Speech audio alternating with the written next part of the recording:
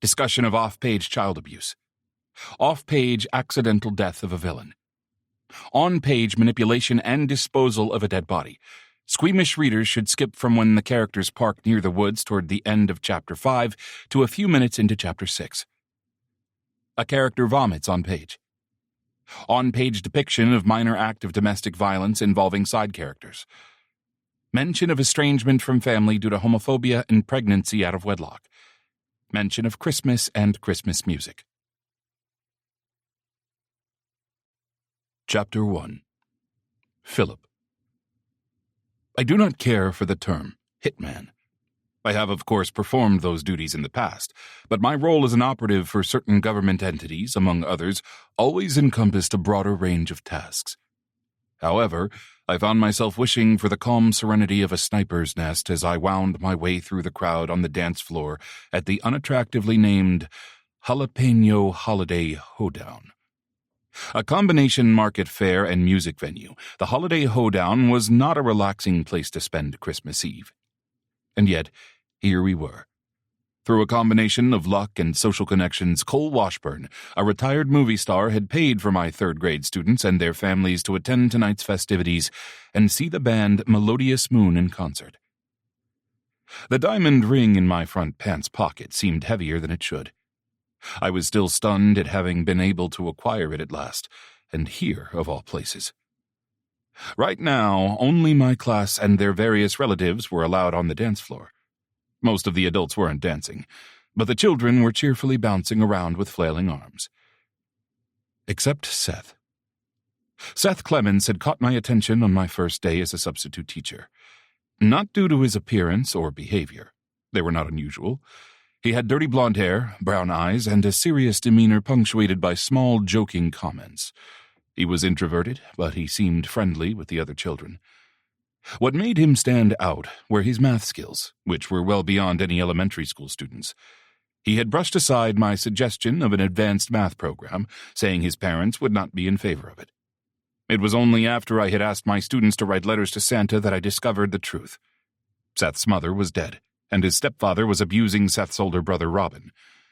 Seth himself occasionally flinched at sudden movements, so I suspected he had been abused as well. I had paid a visit to Seth and Robin's stepfather, the distasteful Alan Shackelford, just a few days ago. In the face of my gun and knife, he had practically wet himself, assuring me he would never lay a hand on either boy again. But as I got closer to Seth and Robin, who held each other's hands tightly as they stood at the edge of the dance floor, I cursed myself for not just killing Shackelford instead of giving him a chance to rectify his behavior. Seth had fingertip-shaped bruises on his neck.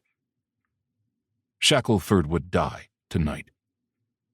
I resisted the urge to leave immediately and take care of the chore now. It was still too early in the evening. I would not be able to easily remove the body from their apartment until well after midnight. I positioned myself behind Seth and Robin. If they left early, I would follow. They would not be alone with Shackelford again, even if I had to reveal myself as not just a substitute teacher. The brothers did not speak to each other, looking straight ahead at the band. Robin showed what Seth would look like in the future, with a broad forehead and a long nose. His shoulder-length hair appeared more in desperate need of a cut than styled that way intentionally. I studied their worn clothes. Both of them had grown too tall for their pants. I wondered if their shoes, ancient-looking trainers, were too small. Robin was 17 years old and worked 2 jobs to pay their rent. Shackelford declined to work, though he had no medical restrictions on record. As a teacher, I was technically required to report any suspicions of abuse to Child Protective Services. However, the foster system in Texas was not a place where Seth would thrive. Robin could be declared emancipated since he was 17 years old, but he would not be allowed to apply for custody of Seth for almost another year. Therefore, I would not allow Seth to come to the attention of the state until I had a plan in place for his care. The boys' grandparents, their mother's parents, were still alive, but their grandfather was a fire and brimstone preacher who regularly ranted against anyone not a white, cisgendered male. I did not believe that would be a good home environment for any child. They had an uncle, the actor Lucas McCord, who was their mother's estranged brother. He had left home at the age of 15 and changed his name. He later came out as gay, so I strongly suspected that was the reason he no longer spoke to his family. Their mother had left home 2 years later, probably because she had been pregnant with Robin and unmarried. Lucas McCord would not have been aware of his nephew's existence. However, after Seth's letter to Santa had come to light over a week ago, McCord had been informed about Robin and Seth and their unsafe situation. But he had not shown up yet. No matter. Lucas McCord was frequently in the tabloids due to his propensity for partying and being in and out of rehab clinics. He was not a suitable guardian. It was starting to appear as if I would need to have Ripley, my longtime associate with near-magical computer skills, endow my Philip Downs persona with a foster parent certification. Melodious Moon wound down their final song, an obnoxiously energetic holiday tune. 2 of the band members were my neighbors, and they had been more than kind about my class attending this concert. But I did not have to enjoy their music. After politely clapping, Robin put his arm around Seth's shoulders, and they turned toward the exit. I waved a thank you to the band, then fist-bumped any passing students as I followed. I was completely exposed as I tailed Seth and Robin through the parking lot, but they did not look behind them. Seth had his arms crossed. The weather was near freezing, and neither boy wore a coat. Had I seen Seth in a jacket at school? The wind blew in my direction, so once we were a good distance from the holiday hoedown building, I could hear their conversation. Seth said, "Do we have enough money for one of those little red wagons?" Robin shook his head. "That wouldn't help us get him down the stairs. We can just use a blanket. It'll be fine as long as no one sees us." My plans for the evening changed. "Boys," I said loudly enough they would hear me over the wind. They spun around, and Robin put himself between me and Seth. It was a wonderful gesture, but I would need to work with him on his skills. His stance was all wrong, and he had not left himself enough room to move. "Mr. Downs?" Seth said, peering out from behind Robin. Robin relaxed. Another mistake. I really needed to take him under my wing. They let me approach until I was within touching distance.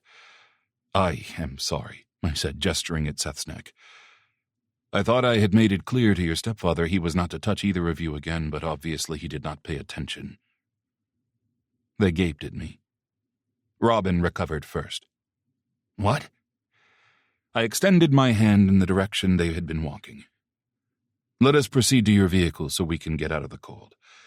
Then you can tell me how you killed your stepfather." Chapter 2. Lucas. I inspected the floor and wall thoroughly before sitting down to wait. It was Christmas Eve, but from Seth's letter to Santa, the stepfather didn't sound like the type to take them to church. Surely they'd be home soon. And if I was lucky, the kids would be by themselves. I wasn't looking forward to explaining who I was to that asshole they lived with. I was not in a good mental state to deal with any of this. But the kids were now my only priority. My latest stint at rehab had ended that very morning. When I'd been given my phone back, I'd only had 2 messages, mostly because before going in I'd blocked all my so-called friends, the ones who'd encouraged me to backslide every time I'd tried to get sober before. That would not be happening again. The first message was from my agent. A little over a month ago, she'd threatened to drop me if I didn't get my life under control. She'd encouraged me to try rehab again, and I'd promised her this time would stick. Now she was telling me I was being seriously considered for a role in a big-budget superhero movie. Except the studio was concerned about my reliability. They weren't the only ones. I'd texted Felicia back immediately and reminded her I'd vowed this time was going to be different. I was determined to stay sober. The other message was from a week ago. Cole Washburn, who I hadn't spoken to in years, had asked me to call him and didn't say anything else. Back when we were just starting out in acting, we'd met through our mutual agent. We'd both been in the closet and had hooked up a couple of times before Cole had gone on to superstardom. I might not have been as famous as Cole, but I'd done all right. I'd had major roles on some long-running TV shows and had had a few small but critically acclaimed film roles. A few years ago, I'd even been nominated for a Best Supporting Actor award for one of them. That post-show party had been the start of my downward slide into letting booze and drugs become the most important things in my life. But I was done with all that. Cole lived in Texas, and it was 2 hours later there, so I called him first thing when I got back to my condo in Malibu. I'd be putting the place on the market as soon as I figured out where I wanted to move to. Really, anywhere outside of LA would be an improvement.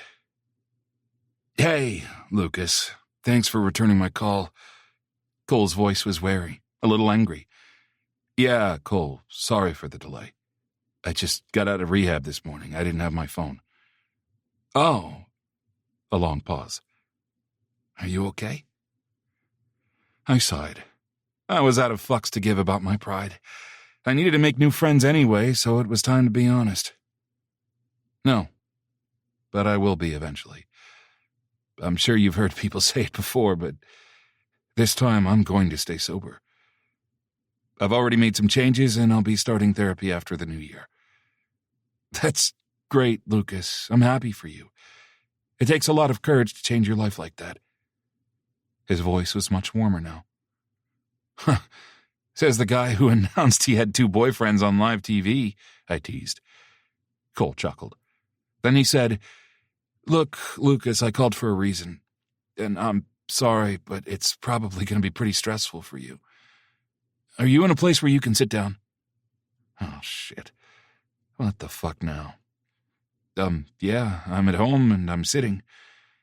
Sitting with one hand clenched around the phone and the other hand gripping my leg tight enough to leave a bruise. Okay, so a friend of mine here in Ben Oak has a neighbor who's a 3rd grade teacher. What the hell? Okay. The teacher had their class write letters to Santa as an exercise. Yeah? One of the letters pertains to you. Personally. Do you want me to read it to you, or do you want me to text you a picture of it? A letter to Santa about me? I started to get a bad feeling this had to do with my family. Can you text it? But do you mind staying on the line while I read it? Of course. This time Cole's voice was gentle, as if he knew I was one thread of tension away from flying apart. I put Cole on speaker so I could still talk to him while I read the letter. When the text notification beeped, I took a deep breath and opened the picture. It was a piece of white paper with a child's handwriting on it. Dear whoever opens this letter, Mr. Downs said he wasn't going to read our letters to Santa because they're private. I know Santa won't be reading them, but I hope somebody else will. My brother and I need help. I can't use a phone or computer other than at school. Alan broke Robin's phone, and Robin can't afford a new one. Mrs. Frankel laughed when I asked her to contact Lucas McCord for me. But it's not a joke. Mr. Downs is nice, but I know he'll laugh too. Robin told me not to waste my time, but if I were Lucas McCord, I'd want to know I had nephews that needed him. I've almost figured out how to get around the blockers on the school computers, but I'm better at math than coding. If you're somebody opening letters to Santa, please email Lucas McCord, the actor, with this message. Robin and Seth Clements are your sister Rachel's sons. She died in January. Robin and Seth live with their stepfather, Alan Shackelford. Robin can't go to school anymore because he has to work 2 jobs to pay the rent since Alan won't. Alan gets drunk and hits Robin. Robin's only 17, and he says Child Protection Services won't let him have custody of Seth. Please help. 1819 Farnham Way, apartment 327, Bent Oak, Texas. Thanks. Seth. Fuck, I said. I dropped the phone onto the sofa next to my leg. I shut my eyes and said, my sister's name was Rachel. Rachel Clements. And according to the letter, she was dead. Had been dead for almost a year. Cole said, we did confirm with the teacher that Seth's last name is Clements. He said he watched the students write the letters, so if it's a con, the kid would have to be involved in it. But he's 8 years old. Fuck, I said again. I rubbed my face. My family, Rachel included, kicked me out and cut me off for being gay. I gave a little half laugh, half sob. I was 15 years old. Cole said cautiously. She told her kids about you. Maybe she regretted it. I don't know. She never tried to contact me, even after I got famous. Not sure if you know this, but the reason I came out publicly was because my parents tried to blackmail me. Said they'd go to the tabloids and tell them I was gay if I didn't give them a fuck ton of money. Shit, Lucas, I'm sorry, that's horrible. Yeah, they were big into physical discipline. Hitting us with a belt, that sort of thing. I guess Rachel didn't know any better than to end up with someone like this Alan Shackelford asswipe. But I wish I could have helped the kids get away from him before now. I reopened the picture of Seth's letter. You gonna come to Texas to meet them? Yeah. I rubbed my face again. I'll get the first plane out. You want to stay here at the ranch? Jason's mother's in the guest cottage starting tomorrow, but we have a spare bedroom. Jason was one of Cole's 2 partners. I hummed. I think I'm probably going to want to get the boys out of that apartment, so I'll see if I can find a suite at a hotel. Good point, he said. Let me know if you need any help. Jason and his brother own a security company. If that Shackelford guy gives you any trouble, we can provide you with a bodyguard. Thanks, Cole. I really appreciate you reaching out about this. And I know my recent behavior doesn't make me seem like good uncle material, but even if Rachel and I weren't close, those kids don't deserve to be treated that way. No one does. I'll do what needs to be done so they have the best life I can give them. I have faith in you, Lucas. But you're not alone. I'm here if you need help, so keep in touch. I will. Thanks again, Cole. After a ton of Googling to see if I could find anything about Rachel online, I couldn't, not even an obituary. I searched for plane tickets to Austin, which was the closest airport to Bent Oak. Even though it was Christmas Eve, I found a seat on an afternoon flight that landed a little after 8 p.m. local time. I had to fly coach, but I was looking pretty rough after rehab, so with some glasses, my weight loss, and the beard I hadn't shaved in over a month, no one recognized me. Rental cars at the airport were all booked, so I had to take an Uber to a downtown Austin rental car facility. The clerk did a double take when she saw my driver's license, but thankfully she didn't comment. All they had left was a big eggplant-colored minivan, but since I hoped to move the boys out of the apartment this weekend, tonight if I could manage it, I was grateful for the roomy vehicle. The holiday also meant hotel rooms were at a premium. All I'd been able to find was one room at a mid-range hotel with 2 queen beds. I hoped the boys wouldn't mind sharing for tonight. My gut said to just pack them up and drive back to California, but I didn't think taking 2 minors across state lines was a good idea until I consulted an attorney. In the morning, I'd look for an Airbnb or something where we could stay a little longer. And now it was 10:30 p.m., and I was sitting outside the door of apartment 327.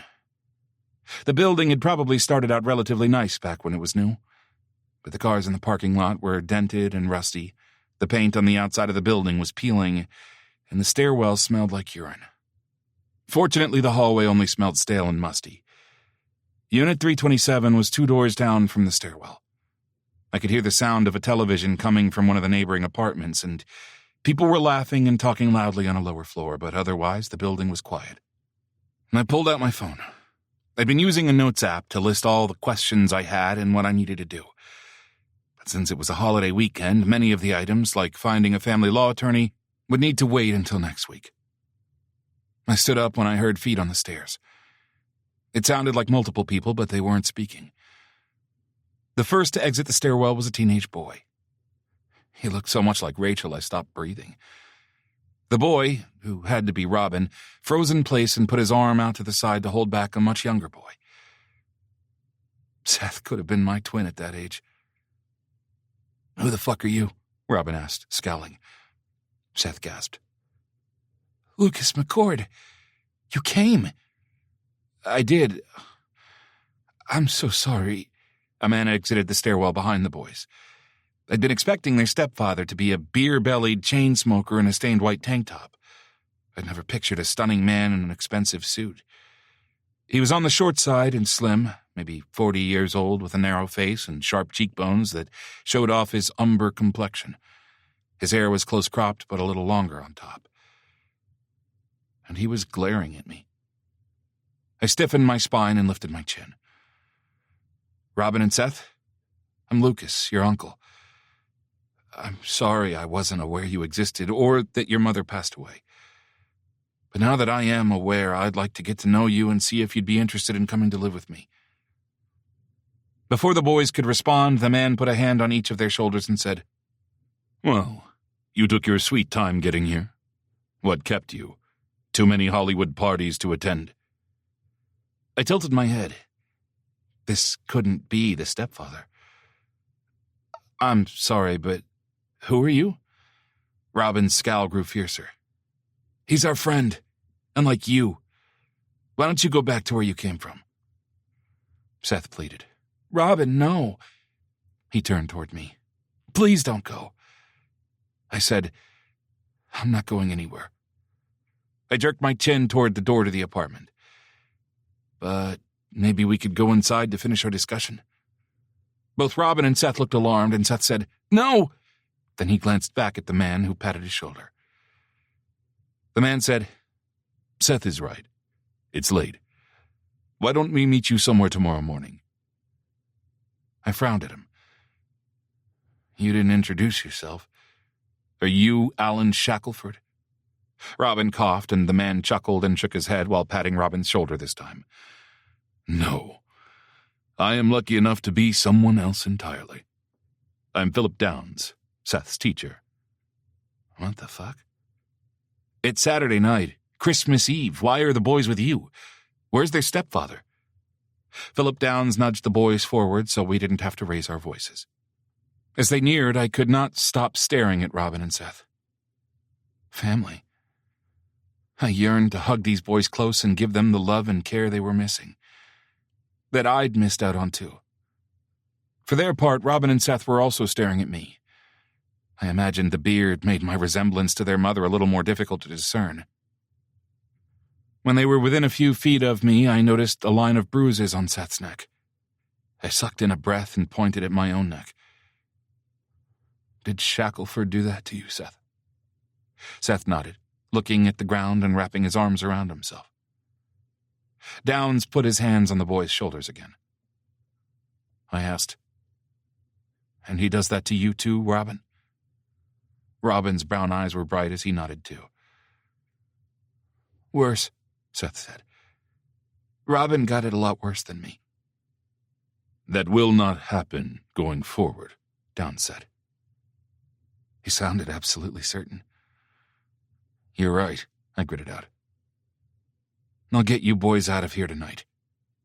Downs said, You asked how I came to be here. My class was invited to attend a concert. I jerked my eyes up to meet his, having almost forgotten the question I'd asked.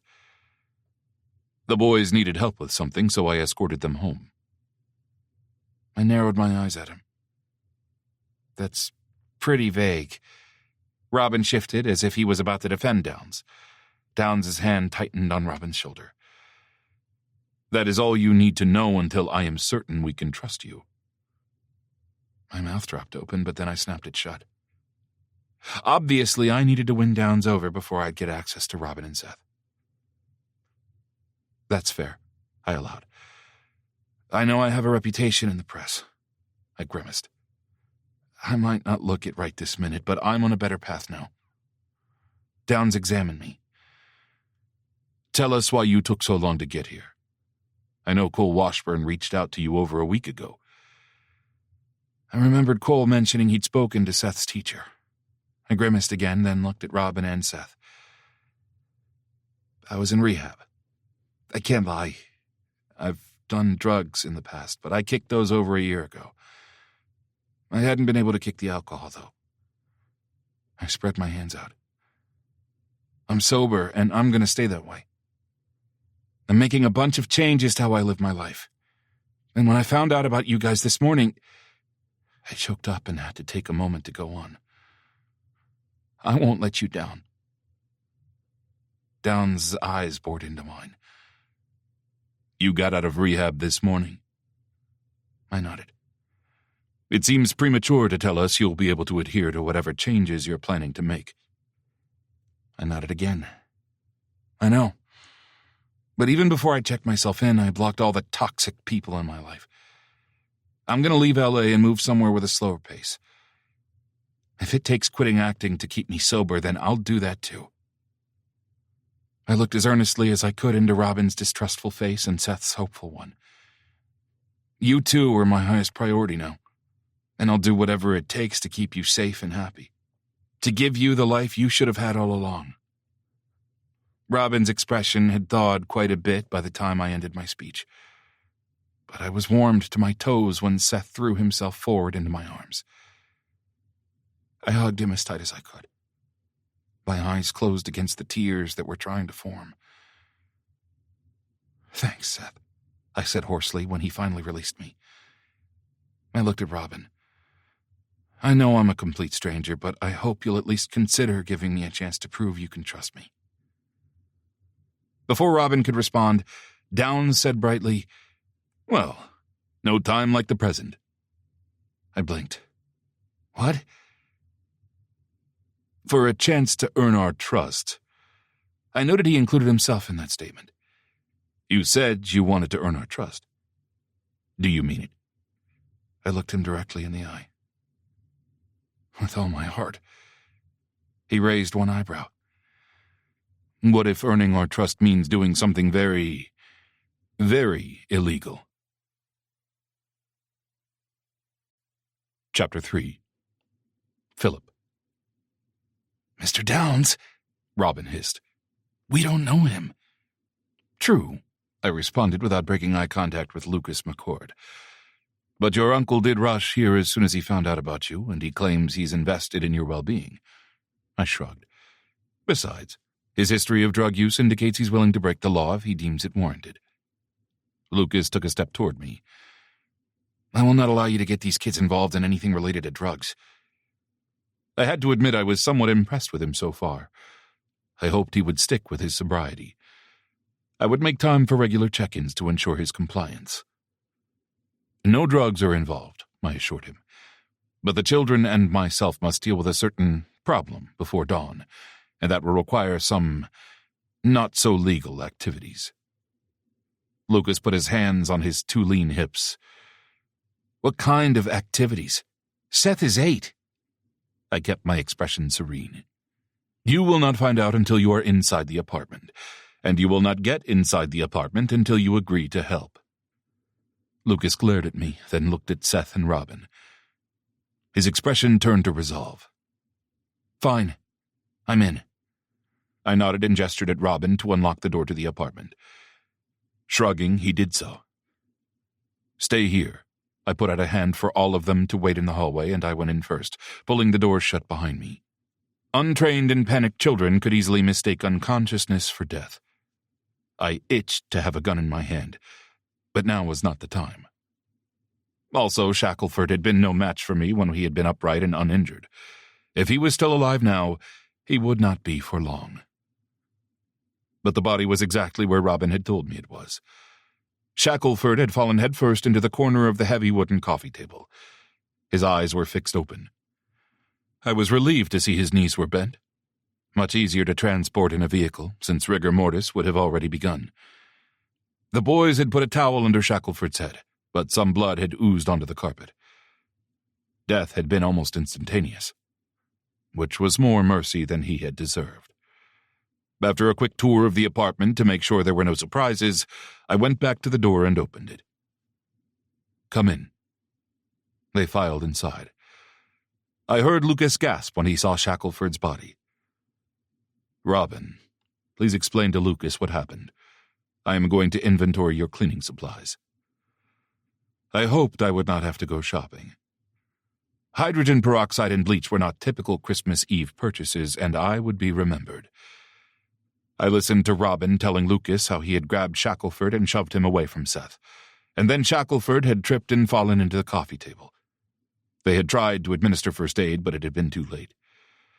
Again, I regretted not killing Shackelford when I had visited him earlier in the week, but I had still been working the op related to the diamond ring, and at the time I had thought it better for the boys to remain where they were, at least until Lucas showed up.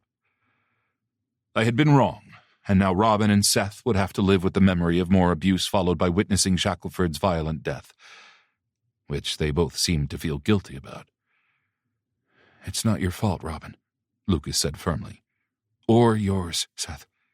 Your stepfather was abusing you, and you had every right to defend yourselves." He paused.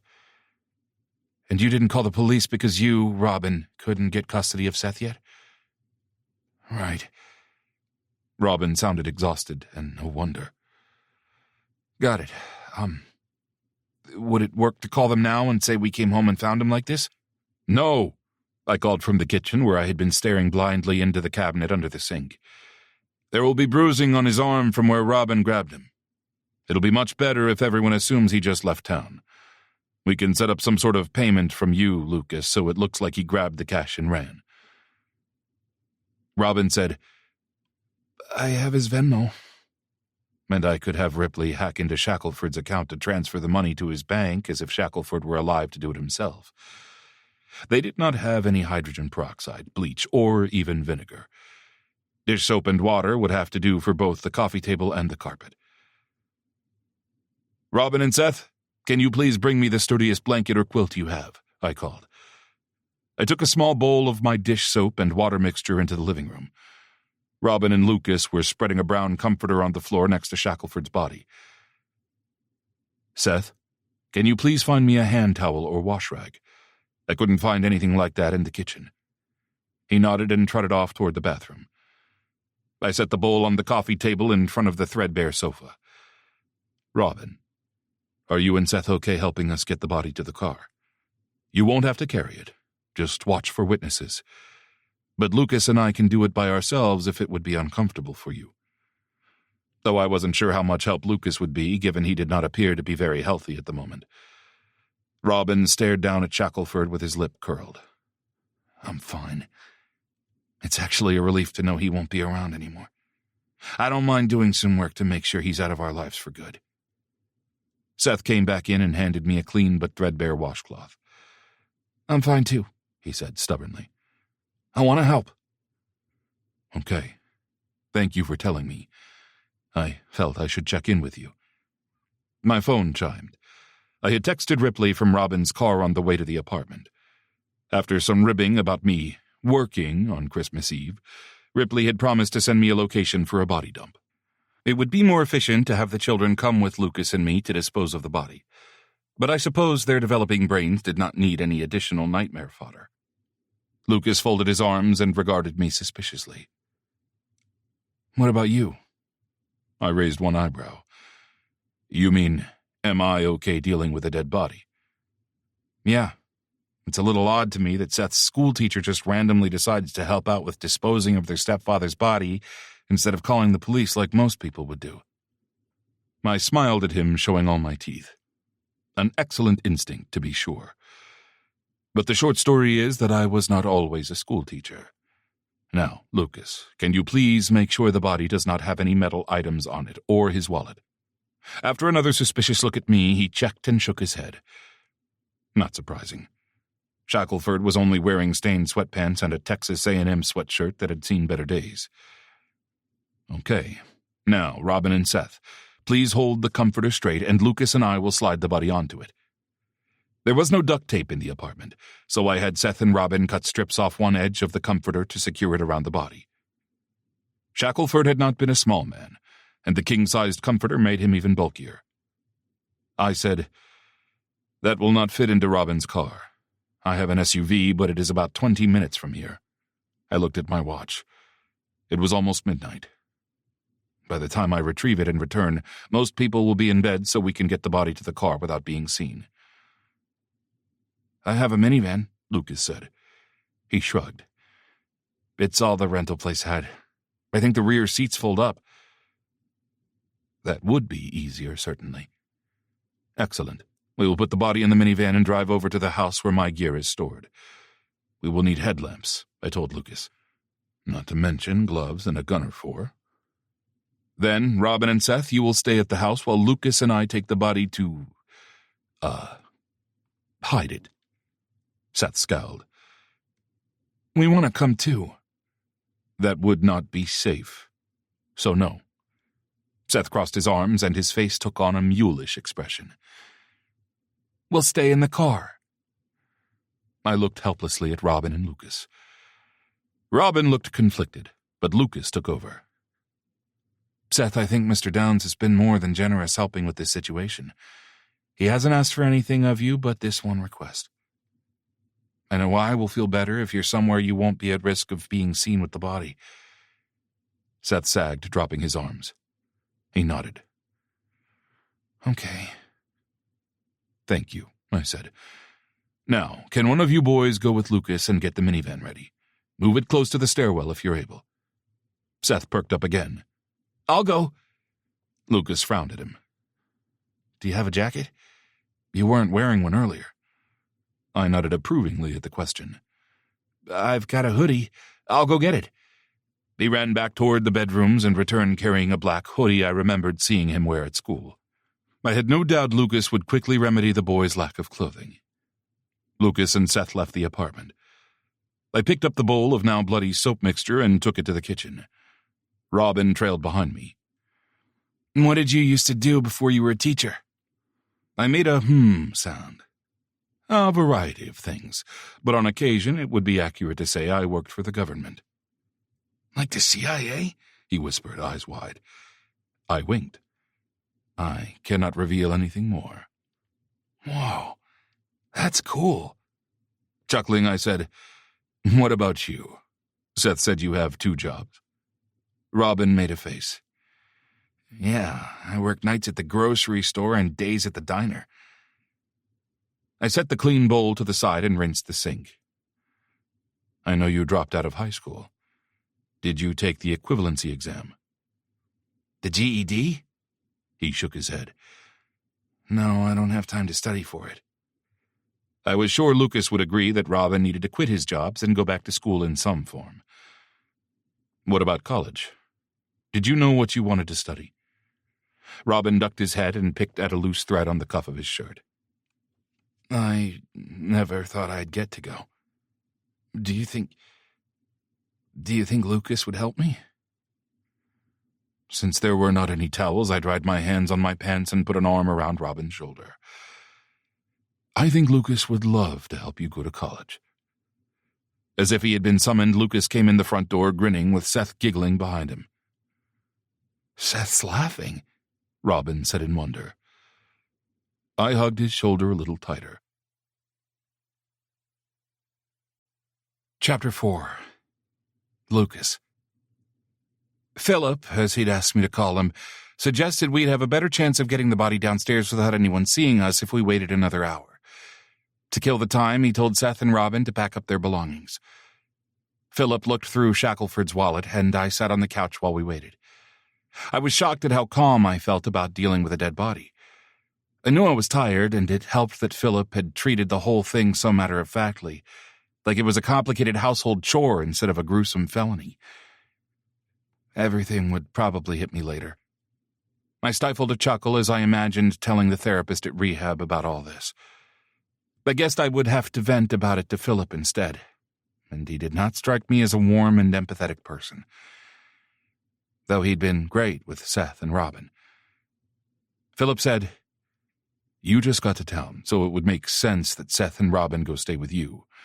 That way you can all say you last saw Shackelford tonight, and he will have taken off when you return to the apartment." I nodded. "I'll call him from my phone a couple of times next week to make it look like I want to talk to him about giving up his parental rights." Philip stilled. "Shackelford did not have any parental rights. Your sister never married him. The boys stayed with him after your sister passed away only because no one asked about them." He made a face. "And Shackelford wanted Robin to pay the rent." Well, if that was true, it would make the legalities of everything much easier. "Are you sure? Did the kids tell you that?" Philip looked at me like I was a small child who'd said something cute. "I had a friend perform background checks on you and your sister to make sure you were really related." "Oh. I didn't know how to feel about that. That's, kind of you to look out for the boys, but..." I spread my hands out, unable to articulate the various emotions running through me. He raised one eyebrow and smirked.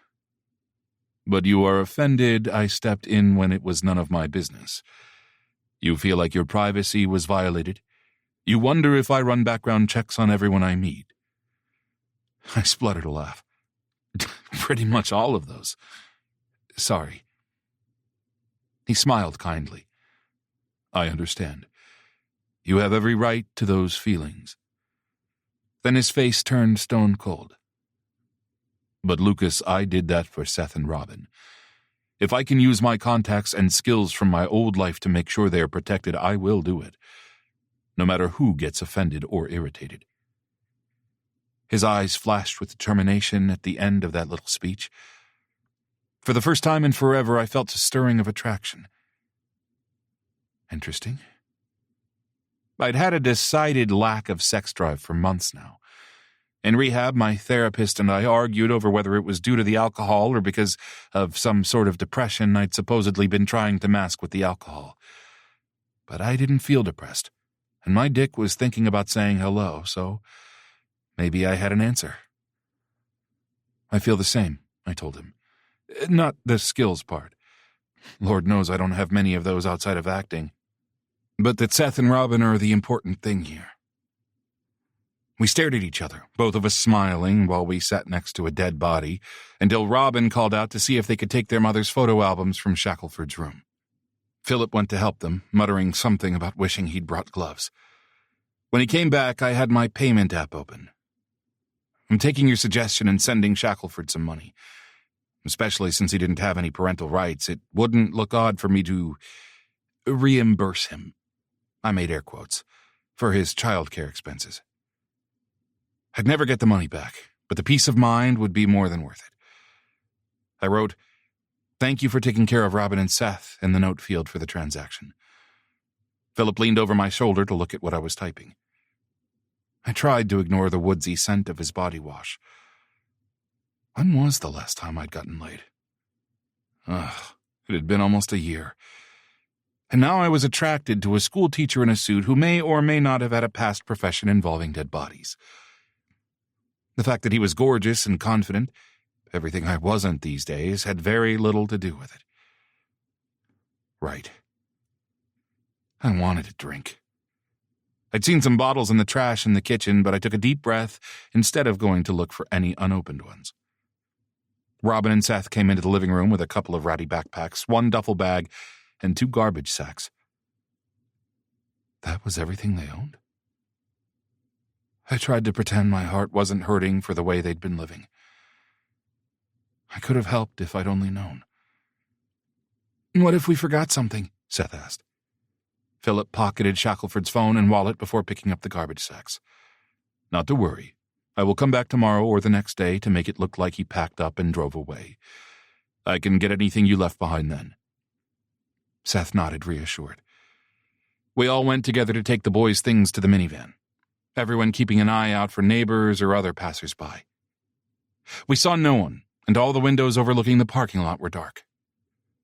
Philip stationed Robin at the bottom of the stairs and Seth on the second-floor landing, telling them if they saw any people, they were to call out to each other as if they'd forgotten something. Shackelford was heavier than I'd expected. I'd seen his body, of course, but I hadn't been to the gym since my TV show wrapped in October. In rehab, I'd done cardio almost exclusively. My muscles weren't prepared to carry the lower half of a 250-pound man down 2 flights of stairs.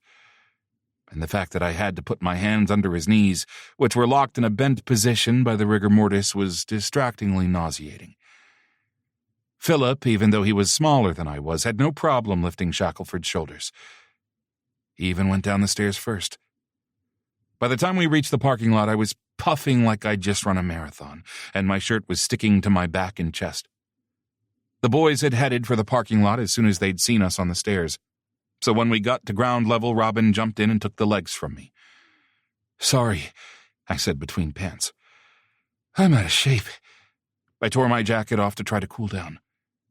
Philip scoffed. "You are healing. You did very well given what your body went through in rehab." Why that small bit of praise made my throat tighten, I couldn't have said. Seth opened the back hatch of the minivan, and Philip and Robin placed Shackelford's body in the rear cargo area alongside my suitcase. Earlier, Seth and I had moved the third row of seats forward, so there was plenty of room for Seth and Robin's meager belongings as well. Once the doors were shut, no one could tell what we were transporting. "Ah, splendid," Philip said, holding up his phone. "My friend has sent me the location of an area about an hour southwest of here that will be perfect for, hiding the body." He opened the driver's side door and got behind the wheel. "Hey, wait a minute." "Yes?" Philip stuck the key in the ignition. Where had he gotten the key? I patted my empty front pocket. I'm supposed to be the only driver according to the rental contract." I got the "isn't the small child adorable" expression again. "I know where we are going, and you need to conserve your energy. You have had a long day, even before the exertion of carrying that weight down the stairs." "Fine," I huffed before stomping around to the passenger side. Seth and Robin had already belted themselves in by the time I got to the front seat. Both of them were looking around the minivan, not at me. Philip turned on the radio. Tina Turner was singing about not needing another hero. I looked at Philip. He'd been the hero to the boys tonight. I hoped I would be their hero one day, too. "Can we listen to Christmas music?" Seth asked. Philip flipped the channel, but got only static. "Sorry," I said. "It didn't come with satellite radio." Robin said, "There's only one FM station that comes in around here. If you leave town, you can get stations from Austin or San Antonio." But to Seth's delight, the next song on the local station was Bob and Doug McKenzie's version of the 12 Days of Christmas.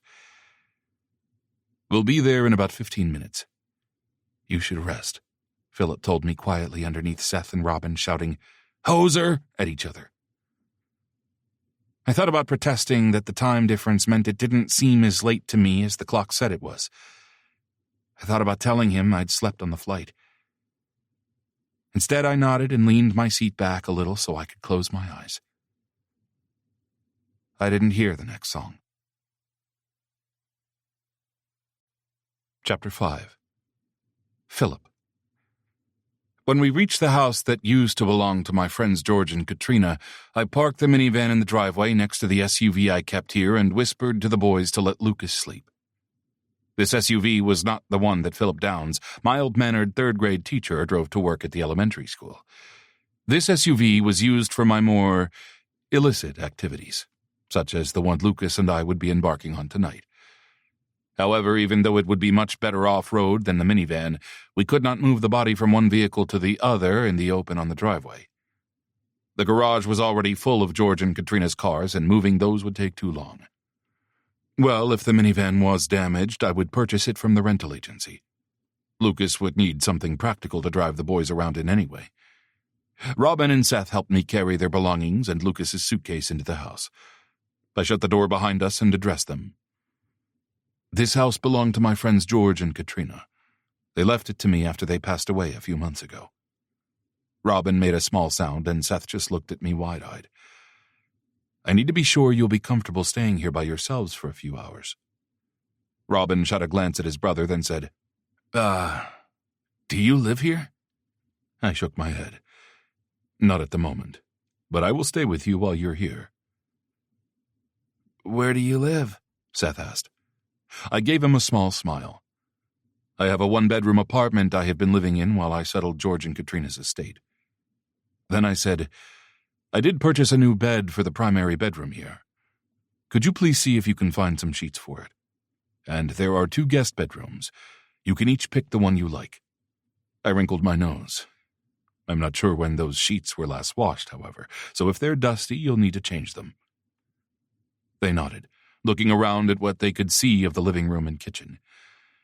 The lines of the house were contemporary, but George and Katrina had preferred heavy, traditional-style furniture.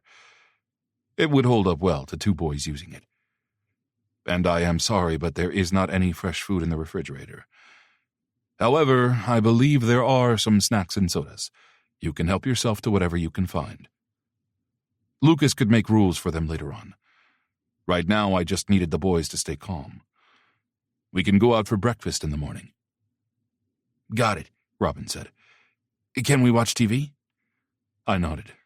I'm not sure if the cable or streaming services are still active, but please, take advantage of whatever is available. Thanks, he said. Okay, I need to get some different clothes out of my SUV. I gestured at my suit. Go pick out rooms for yourselves and I'll be right back. They took off to explore and I went back outside. Lucas was still asleep in the minivan, looking much younger than his 34 years, even with the scruffy beard. I admired his fortitude tonight. I hoped he would allow me to stay publicly present in the boys' lives. I thought I would enjoy getting to know Lucas as well. I lifted open the SUV's hatch and pulled out my backpack. After a quick look around, I unlocked the inside storage compartment and removed the duffel bag that held the most practical of my weapons. George had a gun safe in the house, but none of his arsenal had been cleaned or fired since his death 2 months ago. I shut the SUV's hatch and returned to the house. The boys were in one of the guest bedrooms, chattering while unpacking some of their belongings.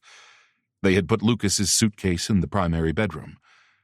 I went inside and shut the door so I could change clothes. I hung my suit and shirt in the closet. They were a little worse for wear, but I was not sure I would have time to go by my apartment in the morning to get fresh clothes. I had donated all of George and Katrina's things last month, so the closet was empty except for my suit and shirt. I looked at the diamond ring that had been in the pocket of my suit pants. George and Katrina had died because of it. I had avenged their deaths, but it had taken me until tonight to recover the ring. How I would get rid of it was a problem for another day. There was a safe in George's study, but I did not want the boys to see it.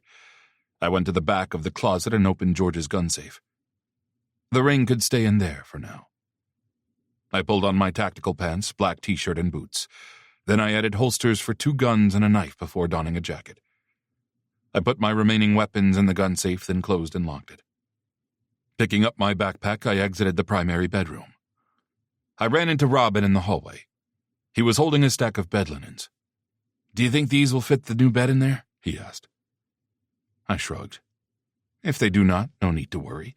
Your Uncle Lucas will be fine with just a blanket for tonight, and I will sleep on the sofa. Okay. Are you leaving now? I need to get some items from the garage, but then we will be on our way. Can we look in the garage too? Seth said from behind Robin. Of course. Robin, set those sheets down for now, and both of you can help me. They followed me into the climate-controlled garage.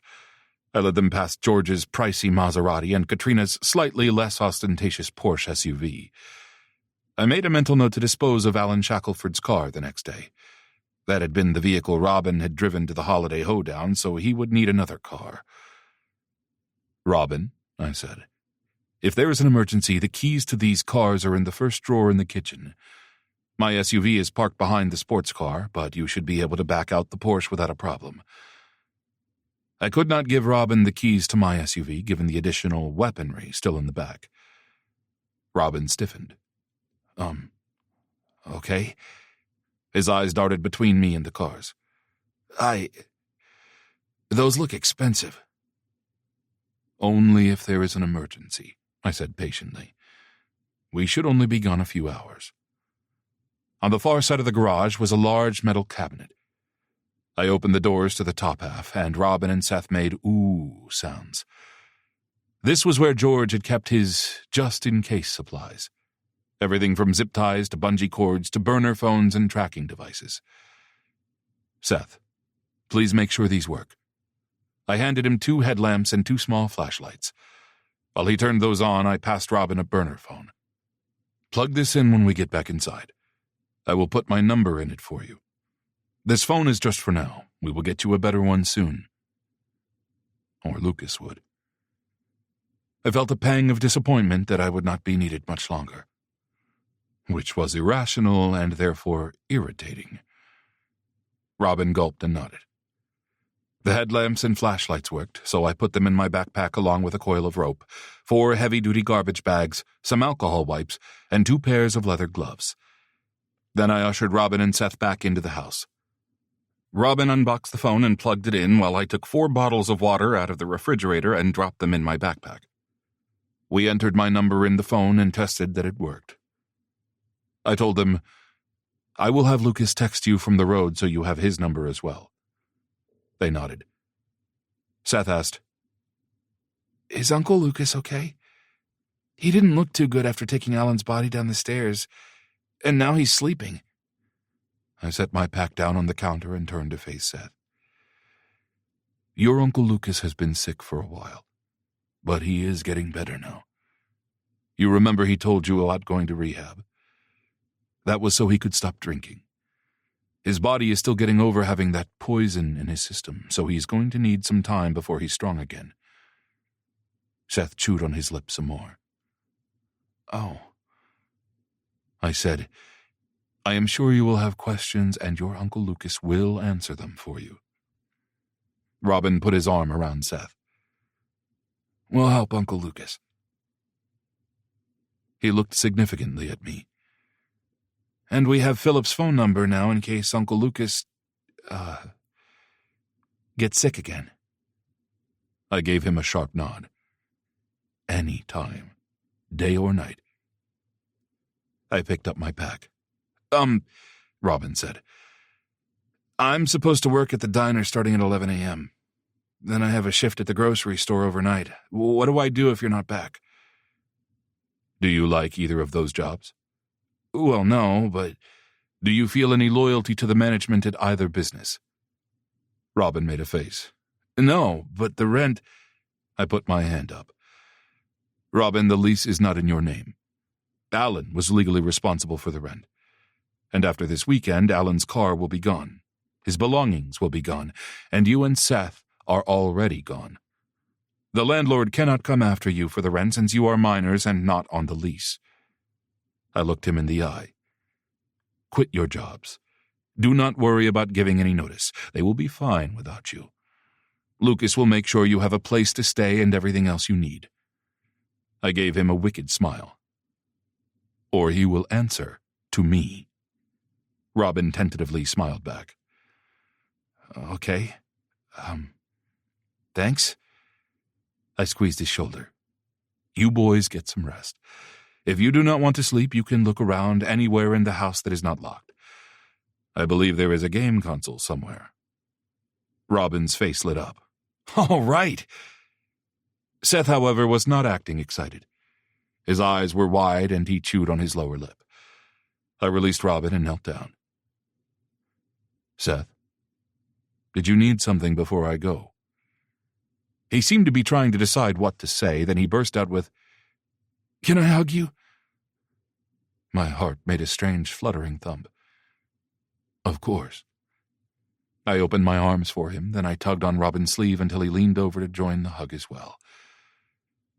"Merry Christmas, you two," I said. They chorused, "Merry Christmas," back to me.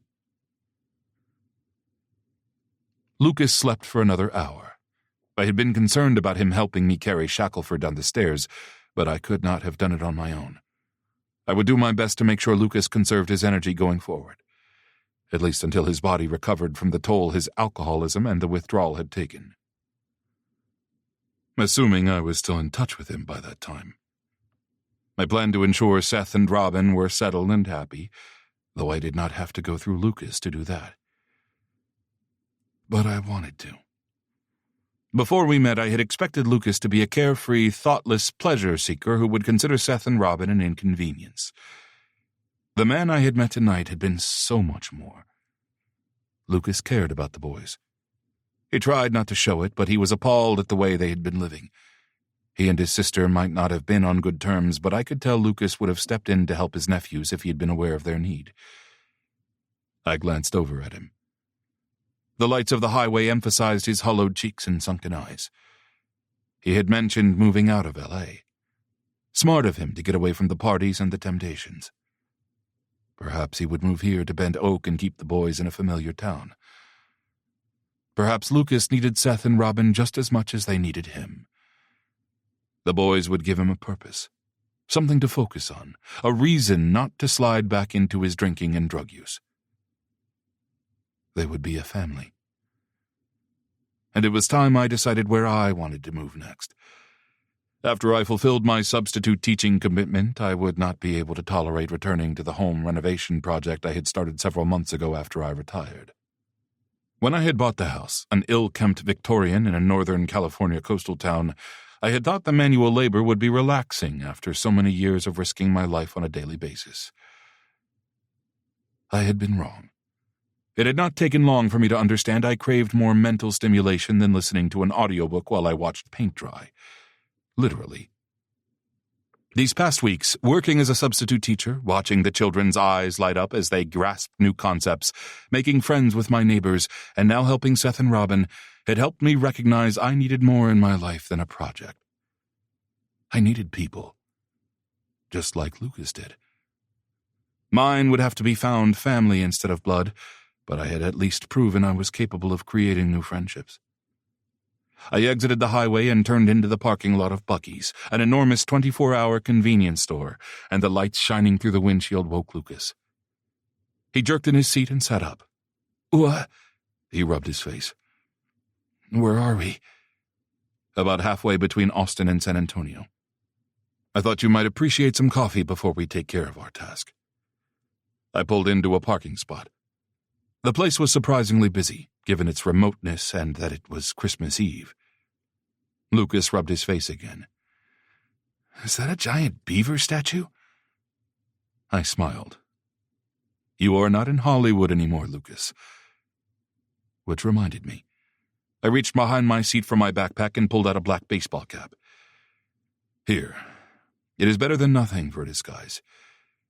Given Lucas's pallor, scruffy beard, and gauntness, I did not think it likely he would be recognized, but assumptions like that could get someone killed, so I preferred to err on the side of caution. I took some cash from my wallet and handed it to him, in case he wished to purchase something. His eyes went wide with understanding. "No credit card trail. Got it." Inside, I was astounded by the array of goods the store offered. Everything from hunting equipment to decorative pillows to candy bars were on display. The smell of barbecued meat permeated the entire building. While Lucas went to find the restroom, I filled a shopping basket with food items we could take back to George and Katrina's house. The house with us. The cashier, whose name tag read Darla, graciously allowed me to leave my basket at the checkout counter and helpfully pointed out several sizes of coolers. I chose one, and when Lucas caught up to me, I had filled it with cheeses, 5 pounds of chopped barbecue brisket and sauce, some breakfast pastries called kolaches, and fresh fruit. Lucas whistled. "Damn, this place has everything." He filled 2 coffee cups for us. I took mine with just a bit of cream, but Lucas liked an inordinate amount of sugar in his. "Can you think of anything else we need?" I asked. We had been in the store longer than I was comfortable with at that point. He looked around, then pointed at me. "It's Christmas." I cocked my head. "Yes." He whacked the back of his hand on my chest. "Come on, we need to get presents." For Seth and Robin, of course. Lucas had good parental instincts. He was the right choice to be the boy's guardian. I parked my cooler with Darla and told her ruefully I would be right back. "Take your time, sugar," she said. "I've got all night." It was past 2 a.m. I would give Lucas 10 minutes to shop. When I found him, his coffee was gone, and he had a shopping basket full of holiday candy, honeyed pecans, 2 board games, 4 matching T-shirts, and 4 wadded-up somethings made out of brown and red plush fabric. We were near the clothing, and since neither boy had a decent coat, I guessed sizes and got them each a zip-up fleece jacket with a hood and an unfortunate cartoon beaver on the chest. Needs must and all that. We took our purchases to the register, where I unloaded everything onto the counter. Lucas, however, took his basket of gifts over to a different register. "Looks like y'all will be having a fun Christmas morning," Darla observed. "Y'all will want some beaver nuggets, especially if there'll be kids." She pointed at a display next to the register, which boasted several flavors of beaver nuggets. They were puffy candies that appeared to be made almost wholly from corn syrup and sugar. I was certain the boys would love them, so I threw in a couple of flavors I chose at random. I wondered how long it had been since Seth and Robin had been to the dentist. Darla also helpfully told me she was charging me for a bag of ice for the cooler and where to find the freezer outside as we left. Lucas appeared at my elbow with his shopping bags. Once I had paid, we wished Darla a Merry Christmas and hauled our purchases outside. Lucas helped me put everything in the second row of seats in the minivan, and he volunteered to jog back to get the bag of ice from the huge freezer by the doors. Once we had organized most of the food in the cooler and settled into our seats, it was 2:45 a.m. We still had enough time, but it would be close. As I pulled out of the parking space, Lucas shook his head. If the people in there only knew we had a body in the back of the minivan. I bet that's never happened here before. I made a non-committal noise. This store was fairly close to the town of Wimberley.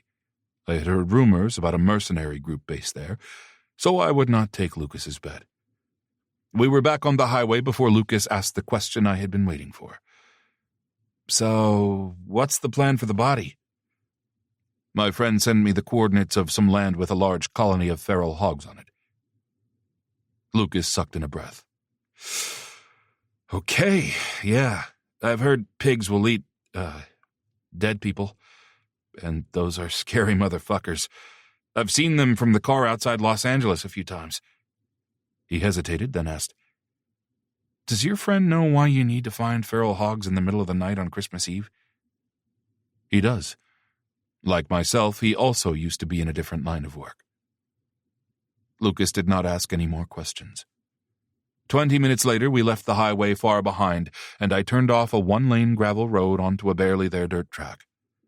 The minivan's suspension could not keep up with the ruts, and the jarring thuds were louder than I would have liked. I wished I could turn off the headlights in case anyone was looking in our direction, but we would never be able to follow the road, such as it was, if I did. At a certain point, the navigation app told me we had arrived. The map on my phone showed some sort of creek about 100 yards to the west of the road. Between the minivan and the creek was a thick swath of trees. Trees hopefully full of feral hogs. I stopped the car and shut off the headlights. I had already made sure the interior lights were off. I pulled out my backpack and handed Lucas one of the headlamps and a flashlight. We will take the body a few yards into the trees. Okay. We got out of the minivan. I pulled the shopping bag I had set aside out of the back seat and put my arm through the handles. What's that? Lucas asked. I grinned at him. Bait. We opened the rear hatch. I said, Lucas, are you feeling well enough to do this? I can drag the body if not. Lucas shook his head, rubbing his arms against the cold. I'm good. I wished I had thought to purchase a heavier jacket for Lucas when I had bought them for Seth and Robin. Be careful, I told him. Feral hogs can weigh up to 500 pounds. They will attack humans if provoked, so if we hear movement in the trees, we drop the body and run back to the car. Got it. The ground was just as uneven off the dirt road as on it. If neither of us ended up with a twisted ankle, it would be a Christmas miracle.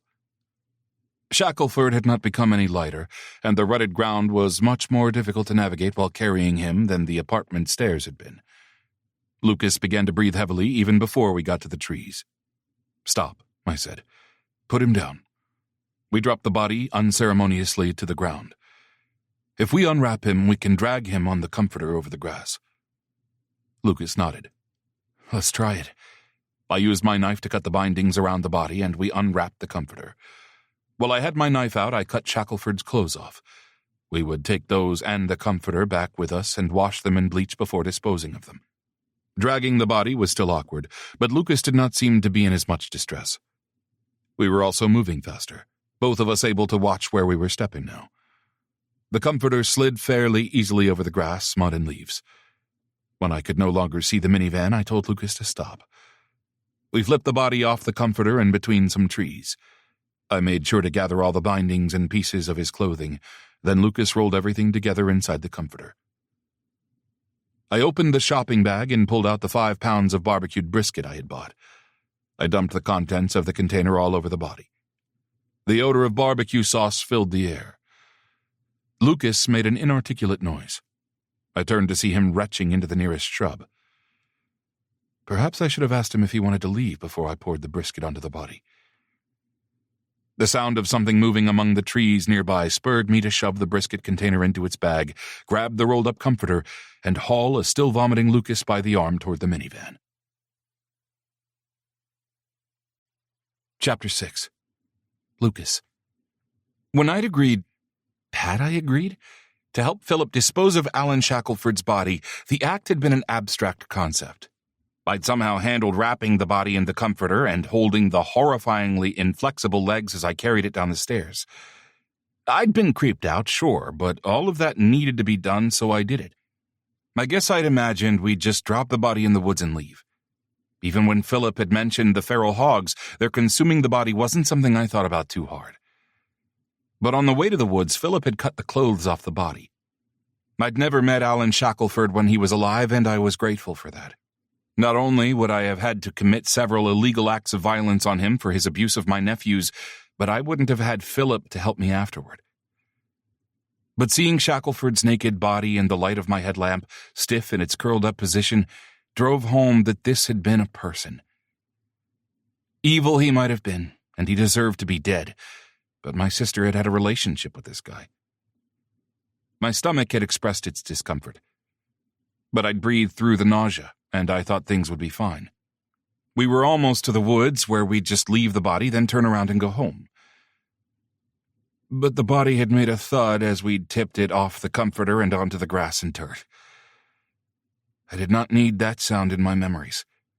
And then, fucking Philip had pulled out a tub of barbecued meat and dumped it out all over the body. Just casually, like he did it all the fucking time.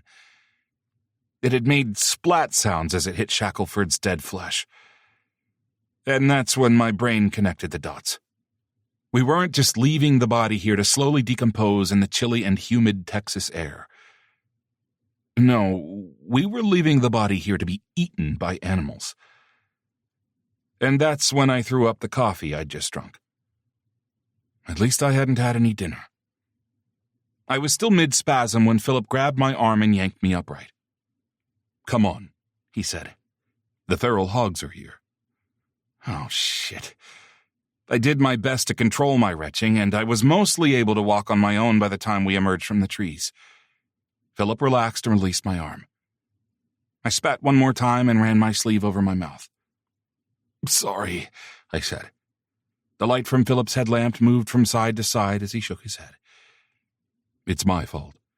I forgot not everyone is experienced in this sort of task." We were about 20 feet from the minivan when Philip put an arm across my chest, stopping me. He dropped the comforter and his shopping bag with the brisket container in it. Then instantly he produced a gun from somewhere and was pointing it toward the minivan. He'd been armed this whole time?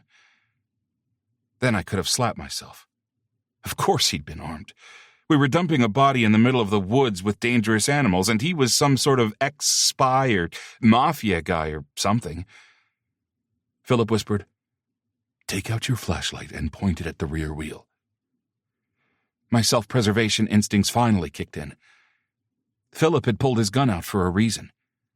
The little flashlight didn't look very powerful, but combined with our headlamps, it lit up the area like a rock concert. "Aww."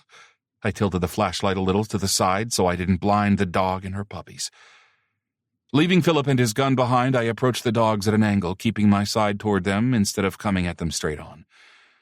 One thing about growing up in an abusive household, you learned how to interact with other victims. The dog was maybe 30 pounds, with short hair like a lab. Mostly tan with some white on her chest, belly, and legs. Her ears stood up like a deer's. She watched me nervously, keeping herself between me and her puppies. I couldn't see much of them, just two tiny brown fur balls hunkered down in the icy cold grass. "Hi, beautiful," I said in my most relaxed voice. I kept the same tone. "Hey, Philip, do you have any food in your backpack, or is it all in the car?" The dog switched her attention briefly to the woods, and I was very glad my ears were not as keen as hers. "I have water bottles in the backpack, but no food," he said. I grimaced. I'd love to have one of those water bottles to rinse my mouth out, but that could wait. "Can you pour some of the water in the brisket container?" "I will." I got my gag reflex back under control. "Okay, gorgeous," I said to the dog. "Philip's going to get you some water that'll taste like barbecue sauce. It's not food, but it's the closest thing we have. I'll do my best not to vomit when I smell it, but can I tell you it'll be a cold day in hell before I ever eat barbecue again?" I was within about 5 feet of the dog, who had backed up against the wheel of the minivan. At least she wouldn't run and leave her puppies, but I didn't want to put her in a position of feeling like she needed to snap at us to keep us away.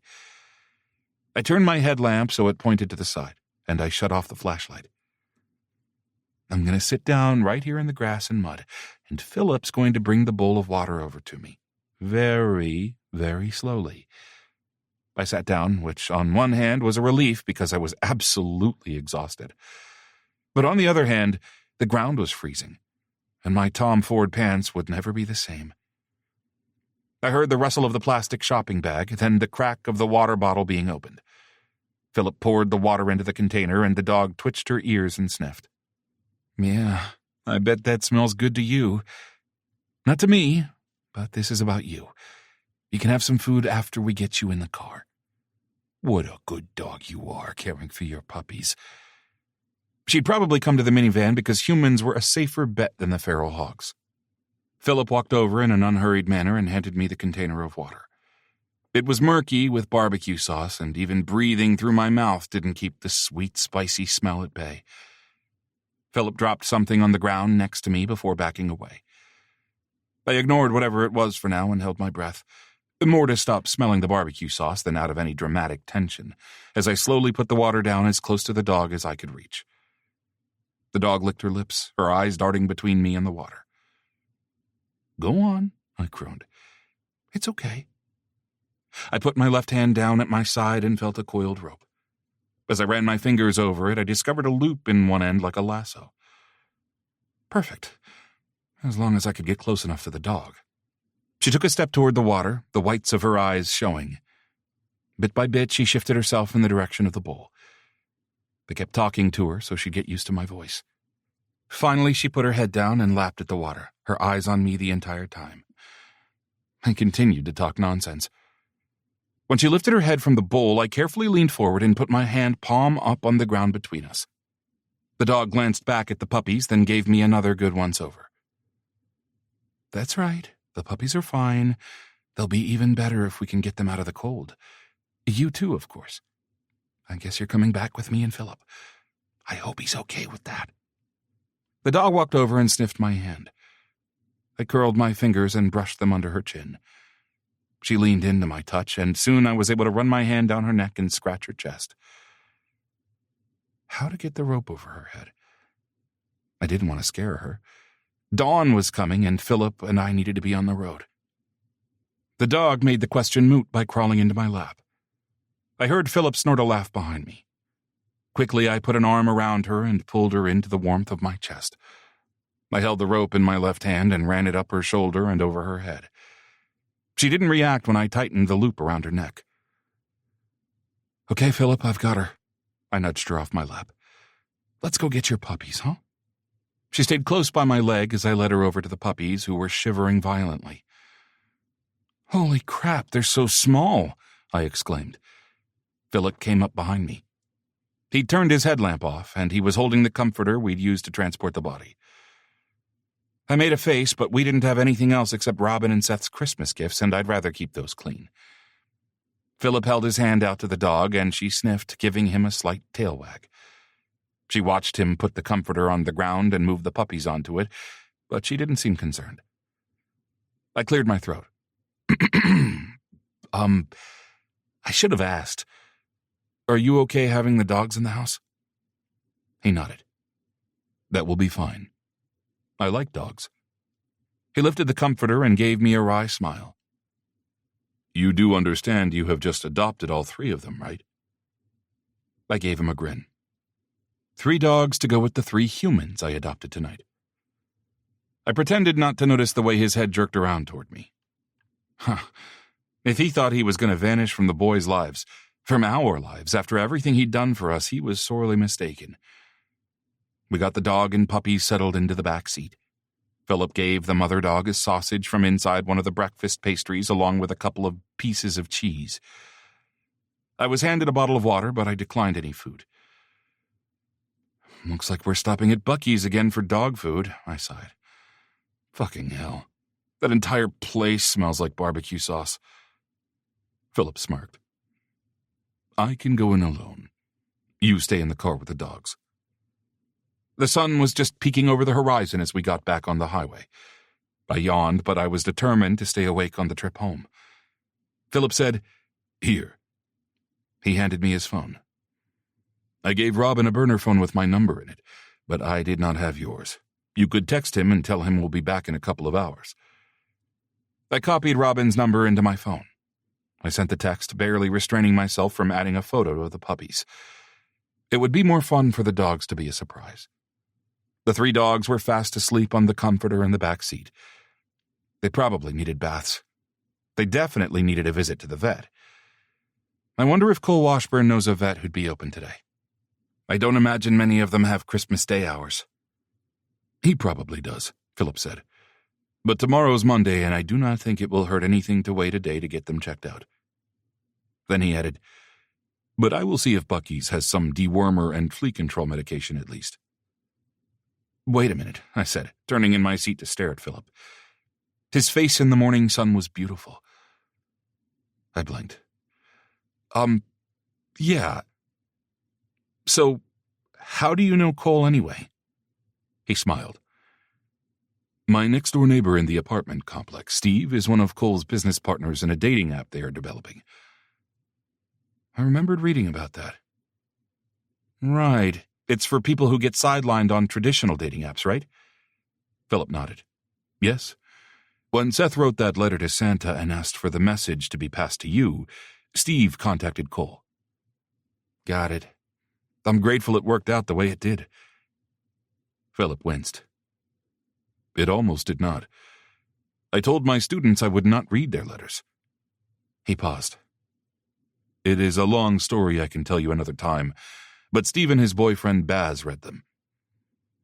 He exited the highway. Buc-ee's looked even bigger in the sunlight. Would you mind getting me a coffee? I asked Philip. He raised one eyebrow. You mean 1 part coffee, 12 parts sugar? I smiled. I'm impressed you remembered. Shaking his head, Philip pulled up next to a gas pump. He said, I will go inside and pay cash for $30 worth of gas. The pump will turn on once I have paid. Okay, thanks. He nodded and handed me the keys. His fingers were long, and I almost startled myself by imagining them wrapped around my dick. I stifled a disbelieving chuckle. My dick hadn't stirred in ages, and it wanted this guy who used to work for the mob or something. But damn if he wasn't sexy. And strong. And protective. Oblivious to my thoughts, Philip exited the car and strode across the parking lot. His ass looked fantastic in those pants. Right, I was supposed to be getting gas. Once the pump activated, I started filling the tank. The minivan was looking the worse for wear, covered in mud and leaves, so I stopped pumping gas with $10 left, and when the screen asked me if I wanted to add a car wash, I pressed yes. Philip came back, a coffee tray in one hand and 2 large shopping bags in the other. After handing me the coffee, he opened one of the shopping bags and pulled out a throw blanket, with a cartoon beaver on it, of course. He asked, Will you help me put this under the dogs? I do not want the boys to have to see that comforter again. I said, Sure. But inside, my heart was telling me what a thoughtful, wonderful man Philip was. Oh. I didn't just find Philip sexually attractive. Apparently, romance was also on the table. Great. I was pretty sure mobbed-up guys weren't allowed to have boyfriends. And he'd probably rather have a girlfriend anyway. Instead of just sliding the comforter out from under the dogs, I put the mother dog's new collar, pink with cartoon beavers, on her and led her out of the car for a quick walk to the nearest grass patch on her new leash. Brown leather with a beaver embossed on a metal tag. I couldn't wait until Philip saw the presents I'd bought for all of us when we'd been here earlier. When the dog and I returned to the minivan, Philip had laid the throw blanket across the back seat. The puppies were moving around restlessly, searching for their mother. He'd put little Christmas bows around their necks. The mother dog hopped up and laid down so the puppies could nurse. I stroked her head. "Good dog," I told her. I helped Philip roll up the comforter and put it in the rear cargo area. Then we both cleaned up with alcohol wipes. I couldn't wait to get a shower. Philip made as if to get in the driver's seat again, but I put my hand out. "Let me drive. It's your turn to nap." He searched my face before nodding. "Fine, but I won't sleep. I am unable to sleep in the same space as someone else unless I really trust them." He gave a wry smile. "It might seem like an eternity, but we have only known each other for a few hours now." What a lonely life he must have led. Interesting that he'd gone into teaching. "I understand," I told him. "But maybe you can close your eyes at least." We got in the car. Philip nodded approvingly when we went through the drive-through car wash, which made me feel like I'd accomplished something meaningful. I'd been worried the dog would freak out, but she and the puppy slept through the whole thing. Philip dug in one of the bags and handed me a breakfast taco. "I refrained from choosing the brisket one for either of us," he said. "You have my eternal gratitude," I told him as I unwrapped my bacon, egg, and cheese taco. My appetite was back with a vengeance. I finished 2 tacos by the time we exited the car wash. Philip pressed another bottle of water on me. "You need to hydrate. Your body is still healing, and the coffee is not enough." I felt like I should snark at him for managing me. But to be honest, his concern made me feel warm and gooey inside. So I just said, "Thanks," and drank the water. As we merged onto the highway, I turned the radio on low and told Philip, "Why don't you lean your seat back and chill? I know you won't sleep, but closing your eyes might help a little anyway." "Sure. Good idea." He pressed the button to tilt back his seat, then he crossed his arms and went still. Not 5 minutes later, Philip was breathing with a slight snore. I grinned, feeling pleased and proud of myself that I'd already earned the trust of the big bad mob enforcer, or secret agent, or whatever he'd been in his previous life. I kept glancing over at Philip. He was a beautiful man, which, of course, I'd noticed before. But he was kind, too. Maybe he was into men. I could hope, at least. Philip woke about 30 minutes later when his phone's text notification chimed. He sat up in a rush, his hands raised defensively in front of him. I glanced over. "You okay, Philip?" He ran a hand over his face. Yes, I did not mean to sleep." I grinned. "No worries. I'm sure you needed it. Can you see if that text was Robin?" He rubbed his eyes again and took a sip from his water bottle before picking up his phone. "It is Robin. They found some containers of holiday decorations in the garage and they would like to put them up." He typed and sent a message. I told them that was fine. I sighed. I wish they'd get some sleep, but they've had a pretty traumatic night. I believe they will sleep when we do this afternoon, after we get the dogs bathed and give the boys their presents. We should take them for brunch somewhere. They will not have any trouble sleeping once their bellies are full and the excitement is worn off. I said, "The puppies should distract them enough that they won't notice us bringing in the bags of gifts, don't you think?" Philip nodded. "You help the boys with the dog baths, and I will unload the car." "Okay," I said, "but you're not allowed to open my bags.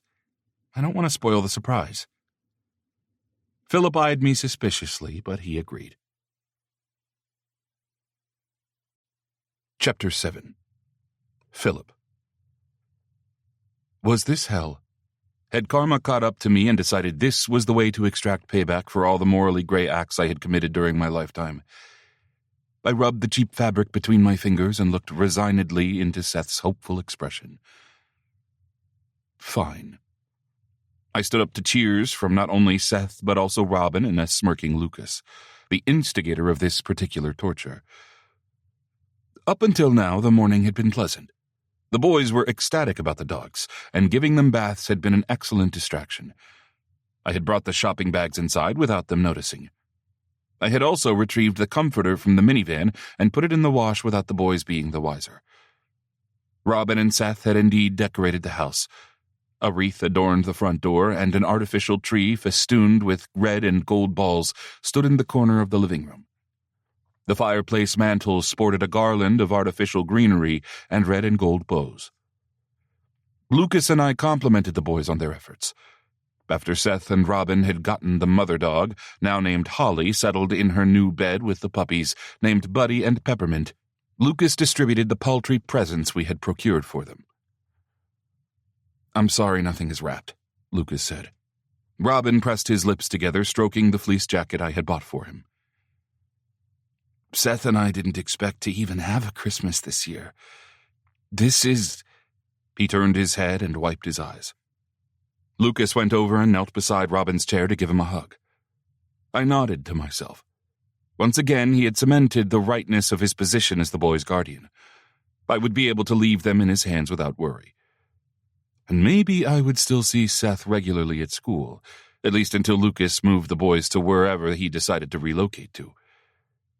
He would need a house with a big yard. I had never really thought about George and Kathy's backyard before, but Lucas could do worse than to choose a home with something like the large deck, big grassy area, and fenced-off pool this house boasted. As I was lost in thought about Lucas, Seth, and Robin's housing needs, Lucas pulled out the items he had not allowed me to watch him purchase at Buc-ee's. Onesies. Beaver onesies. 4 of them. Not 3, 4. One of which was in my size. My death stare had not intimidated Lucas in the least, and I had just discovered I was susceptible to Seth's pleading eyes when he asked for a Christmas morning photo of all of us in our matching outfits. The onesie was not large enough to go on over our clothing, so I followed Lucas into the primary bedroom to change. "I found some restaurants that are open for brunch today," I told Lucas as I efficiently stripped down to my dark blue silk boxers.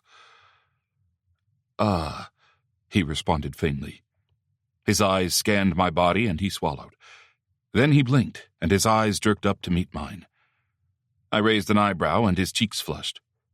He said, "Sorry, I'm gay, in case you didn't know.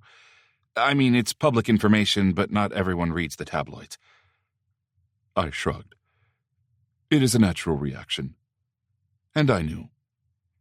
I had researched Lucas, after all. "You, don't have a problem with it?" His eyes slid down to where his hands were fiddling with the hem of his shirt. "With your being gay?" "No." He looked up again. I mean, I'm assuming you're straight?" "Oh." I could have smacked myself. "I am pan, but I am demisexual. And I am sorry, but I have not slept in over 24 hours, so if you have been flirting with me, I missed it. On jobs, I kept an eye out for flirting from targets, but when I was off duty, I rarely thought about it." Lucas's face turned even more red. I wanted to, but I was worried you were straight, and you can obviously kick my ass, so I was kind of holding off." He turned away and whipped his sweater over his head. His ribs were too prominent, and his skin did not have a healthy color. I stepped into the onesie, buying myself time to come up with a response. I went with, "I do not want to give you the impression I am brushing you off. I am flattered, but I need to know someone better before I become interested in them sexually." I zipped up the onesie and met his gaze. His eyes flicked over me before he looked away. I saw his lips quirk upward before he rubbed his mouth. I scowled. "And forcing me to dress in this ridiculous costume is not enhancing your charm." He laughed then. "Sorry," he gasped. "It's just—" He flapped his hand in my direction, then covered his mouth again and pretended to cough.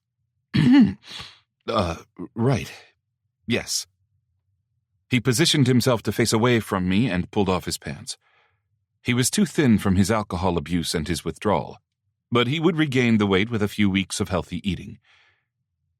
He shook out his onesie, preparing to step into it. "Thank you for telling me about your being demi. He darted a glance at me. Would it be too pushy of me to check in with you periodically about whether you'd be open to going on a date? I put my hands on my hips, pleased but slightly exasperated. I am demisexual, not demi-romantic. I'm open to going on a date now, as long as you are not expecting me to sleep with you. Lucas froze, his hand ready to zip up his onesie. Unfortunately, the zipper pull was level with his crotch, which gave him the distracting pose of someone cupping their genitals. "Oh," he said, his eyes widening. "Oh, I see. I get the difference. Right." Then a big smile bloomed across his face. "Right, yes, will you go on a date with me? Maybe this week sometimes. No sex involved, I promise." "Fine." At last he pulled up his zipper, giving me a frown. "Fine? That's not a lot of enthusiasm there, Philip." I raised one eyebrow at him. "You have not earned my enthusiasm yet, Lucas." I strode toward the door in my onesie, my head held high. Seth was coming toward the bedroom, probably to find out why Lucas and I were taking so long. He grinned in delight when he saw me. "Uncle Philip, you're wearing it!" He spun around and raced back to the living room, the tail of his onesie dragging along the floor as he shouted for Robin to come see. I stopped in the middle of the hall, frozen. Lucas came up behind me and put a reassuring hand on my back. I blinked at him, wide-eyed, still trying to process this development. Lucas smiled. "Welcome to the family, Uncle Philip." Then he tugged on my tail, flipped the hood of the onesie over my head, and pushed me forward. "Come on, it's family portrait time." An hour later, seated on the outdoor patio of a restaurant, I could not stop looking at the photo Lucas had texted to my phone. I had glanced at it after it had been taken, but I had not had time to consider it in detail until now. Everyone had ordered, and we were waiting for our food. None of us had showered, though Lucas had put on clean clothes at least. Not having that option, I had merely put my suit pants on with my black t-shirt and black jacket. And the gun in my ankle holster, of course. The day was pleasant, the heaters on the restaurant's patio chasing away any chill in the air. I was between Lucas and Seth, with Robin across the round table from me. "Can we get the picture framed?" Seth asked Lucas. He did not mean the numerous photos of the dogs the boys had taken. No. He meant what Lucas had called the family portrait. And I could not deny that was exactly what it looked like. The four of us were in our beaver onesies, Seth, Lucas, me, and Robin all in a row. Lucas, with his arms around me and Seth, sported a grin identical to the boys, making it obvious they were related. I, however, was not exactly smiling. One of my arms was around Lucas's waist, and my other hand was on Robin's shoulder, pulling him into me. Possessive. That was what my expression was, as if now that I had been invited to be a part of this family, I would defend them to the death. Which was not an exaggeration, though I had already been prepared to do exactly that even before Seth had called me Uncle Philip. I pulled up my text messages and opened my thread with Ripley. Me. Merry Christmas. I have been adopted. Me. Photo. My phone chimed almost immediately, but it was not Ripley. It was Steve, my next-door neighbor at the apartment. Steve. Just making sure you're okay. Also, Merry Christmas. Me. Photo. After a moment, Steve replied. Steve. Holy horse hockey, Philip. 12 hours ago, you were a mild-mannered substitute teacher with a violent origin story, and now you've formed a beaver cult with a hot TV actor and his nephews? Me. I have skills you could only dream of. And then Ripley finally replied. Ripley. I have no words, except you look proud to be a beaver, or whatever the fuck those things are supposed to be. Ripley. Lucky I finished bulletproofing your alias last night. I frowned. Me. I thought it had been bulletproofed. Ripley. Sure, against nosy school districts and FBI background checks. Now it can withstand TMZ. Ripley. GIF of Blanche from The Golden Girls saying, damn, I'm good. Is everything okay? Lucas put his hand on my leg, just above my knee. I shut off my phone. "Sorry," I said. "Ripley, my computer-savvy friend I told you about, and my neighbor Steve were wishing me a Merry Christmas." Lucas smiled, but it seemed strained. "Are you okay?" I asked him quietly. He had just gotten out of rehab yesterday, after all. He gave me a half-shrug. I leaned closer so our shoulders were touching. Lucas's entire forearm rested on my thigh, his hand on my knee. I told him, "You can talk to me, you know. I won't share your private information." He sighed, glancing across the table to where the boys were chatting. "I don't have those," he said. "Friends, I mean. None that would just text me for no reason." He rubbed his thumb through the condensation on his orange juice glass. "I used to." His mouth twisted. "Before the drugs and the booze. After that, I only had friends I partied with. No one else wanted to be around me." "With good reason," I observed. I laid my hand across the back of his. "Yeah." He ducked his head a little. "But there is time to make new friends." "I hope so." Our food arrived then, and I missed the feel of Lucas's body next to mine, his hand on my knee. I found myself oddly concerned about what day we would go on our date, and if I would have to remind Lucas about it to confirm we were actually going. I was tired, I reminded myself. My body was overdue for some real sleep, not the light doze I had had in the car, though that had been nothing short of astonishing. I could not remember the last time I had slept in the same room with another person, much less a person I did not know well. Sleep would be first on the agenda when we returned to the house. I would deal with staging Alan Shackelford's disappearance after night fell. And at some point I should stop by my apartment and pick up some clothes. While all these thoughts were vying for my attention, I monitored everyone's food consumption. Seth and Robin were eating well, but Lucas was picking at his French toast. I nudged him. "Are you not hungry?" He shrugged. "Not really. I ate those breakfast tacos earlier, but my appetite's been off since rehab." I nodded, mentally cataloging what I had seen of the contents of George and Katrina's kitchen cabinets. They must have a blender somewhere. I would get Lucas some protein powder and ingredients to make smoothies. I said, "Understandable. Do you want to bring that back to the house?" He shook his head. "I won't eat it." "Okay. We can order some groceries to be delivered this afternoon. Maybe we'll feel more like eating then." "Uncle Philip, I'm tired," Seth said from my other side. He leaned across the gap between our chairs and put his head on my chest. My arm automatically came up around him, and I found myself pressing a kiss to the top of his head. Refusing to analyze that action, I told him, "We will all go back to the house and take some long naps." "Okay." He went limp against me. Across the table, Robin raised his eyebrows at his brother, but gave me a small smile. I looked over at Lucas, and I was stunned by the expression on his face. Surely I was misreading that look, but it certainly seemed to be the same type of possessiveness I had been feeling when the photo had been taken earlier.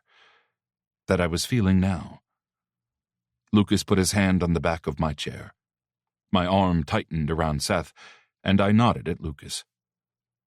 We had things to discuss after our naps. Chapter 8. Lucas.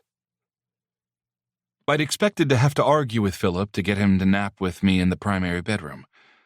I'd had my justifications lined up, ready to be used to make my case. But instead, he just said, "Okay." Then he'd strip down to those silk boxers that clung to his body, hiding nothing. Holy fuck, that ass. And his back. I licked my lips, staring as he slid between the sheets. He pulled a pillow under his head and settled into a slightly curled position on his side, facing me where I stood in the middle of the room. After a moment, he opened his eyes and glared. "Are you going to sleep or just stand there?" I couldn't stop my lips from turning up. "Sorry, just admiring the view." Then I froze. Is that okay? I'm not trying to push you into sex or anything." His brow furrowed, then cleared. Flirting is fine, Lucas. I should have clarified that earlier. I do not mind being touched either, if it is not sexual. I let out a breath and nodded. Thanks, that helps. I'd meant what I told Philip about not pressuring him for sex until he was ready. Hell, my body was iffy enough about the idea I didn't mind waiting. But I could still give him an idea of what he'd be getting when the time came, right? Because if that man could show off his abs and his fucking back muscles, how had I never appreciated back muscles before? Not to mention his bubble butt and the outline of his sizable dick, well, I could show off my unhealthy pallor, my concave stomach, and my overall lack of muscle tone. Shit. I dropped my head to my chest and tossed my jeans onto the chair in the corner of the room. Come to bed, Lucas. I do not know what you're thinking about over there, but it cannot be worth staying awake for. Wasn't that the fucking truth? Deciding to worry about my lack of physical appeal later, I got into bed and positioned myself several respectful inches away from Philip. Lucas, he said grumpily. What? I snapped. He lifted his head off the pillow. I am impressed I was able to nap in the car with you, but I guarantee I will not be able to sleep now if you do not relax. He hesitated. Can I? He gestured between us. I frowned. Get closer, you mean? Sure. He huffed, then reached out and slung his arm over my chest. He dragged me across the gap between us, and I found myself on my side being spooned. Philip tucked the pillow under my head, making sure my neck was supported. Then he draped his arm over my waist and laid his hand against my chest. Okay. Not what I was expecting, though I hadn't expected any of the past 24 hours. I doubted the therapists at rehab would have recommended I take responsibility for my nephews, help dispose of a dead body, and adopt some dogs. Oh, and sort of get a maybe boyfriend, who I hadn't kissed yet. Stop thinking, Philip muttered. It would be a miracle if I could sleep. Philip lifted his hand from my chest and put it on my forehead. Relax these muscles. What? I started to turn, but he pincered my forehead between his thumb and his forefinger. Ow! Stay still. I will help you relax your facial muscles. You cannot sleep if your face is tense. I scowled under his fingers. My face isn't tense. I felt his chest move up and down as he chuckled. Fuck you. Give me 2 minutes. If you are not relaxed by then, you can do whatever you want. Fine, I huffed. I flopped my head back onto the pillow and shut my eyes. Philip took 2 fingers and swept them across my brow in a slow rhythm. That was kind of nice. I concentrated on my facial muscles. Huh. Maybe some of them were tense after all. Philip's fingers swept down onto my cheekbones. When was the last time I'd slept with someone? Like, to actually sleep. Probably my last relationship, which had been... 3 years ago, maybe? Well, I wouldn't be able to sleep now. Philip's fingers found my temples, and I was out. I grunted in protest when Philip, who had been deliciously wrapped around me, pulled his arms and body away before sitting up. What's the matter? I mumbled, trying to scooch under the covers. Both of our phones have been going off. The bed only shifted slightly as he got up. Memory foam mattresses were wonderful. I smiled and snuggled down into my cocoon. The sheets were still warm from Philip's body heat. The mattress barely dipped when Philip sat down again. I made a humming purr. Get on covers. Lucas, you need to wake up.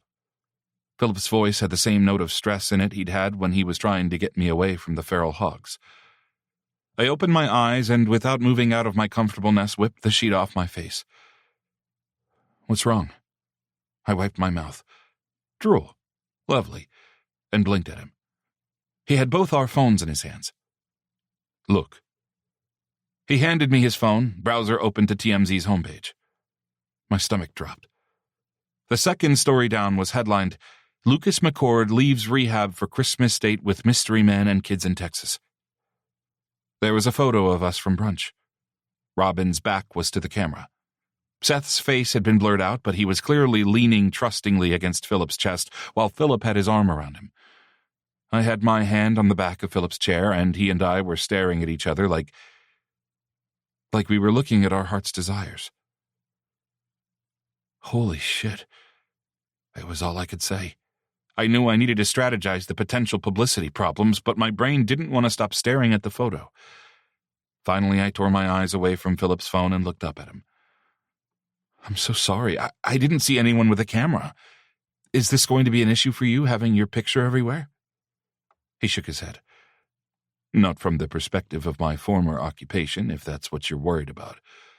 The people who knew me then are either dead or friendly. I made sure of it. Okay?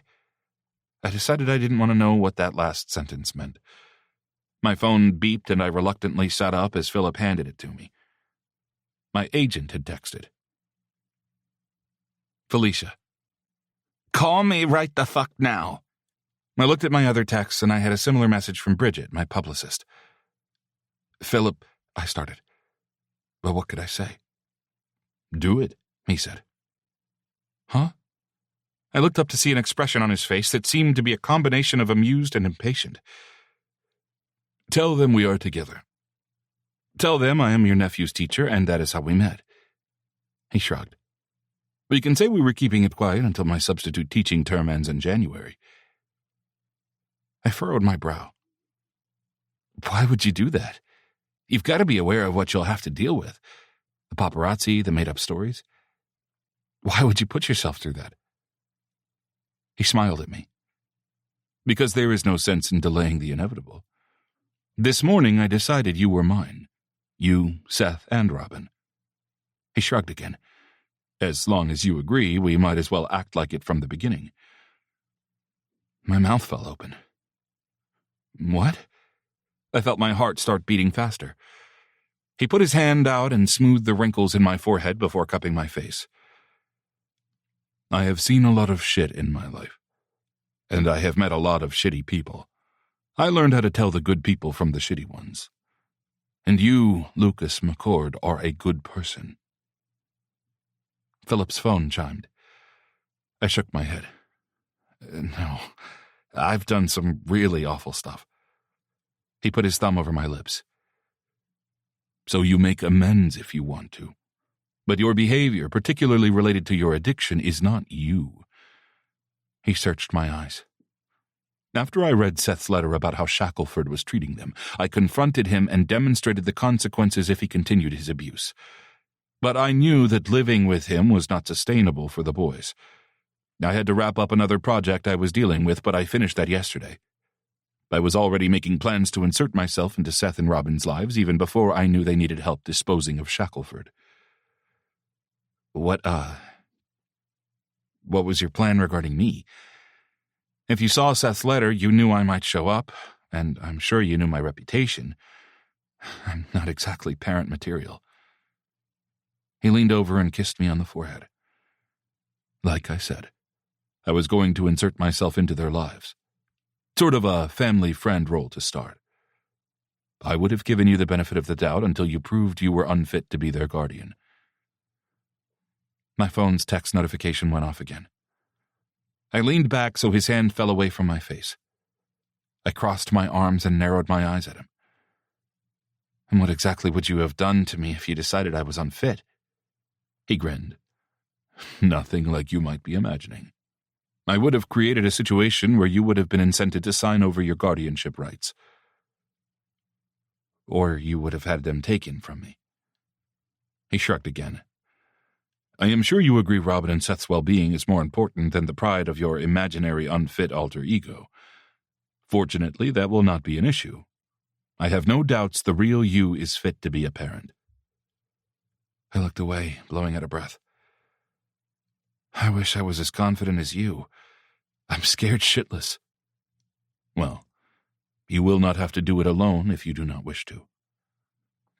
That brought my head around to face him again.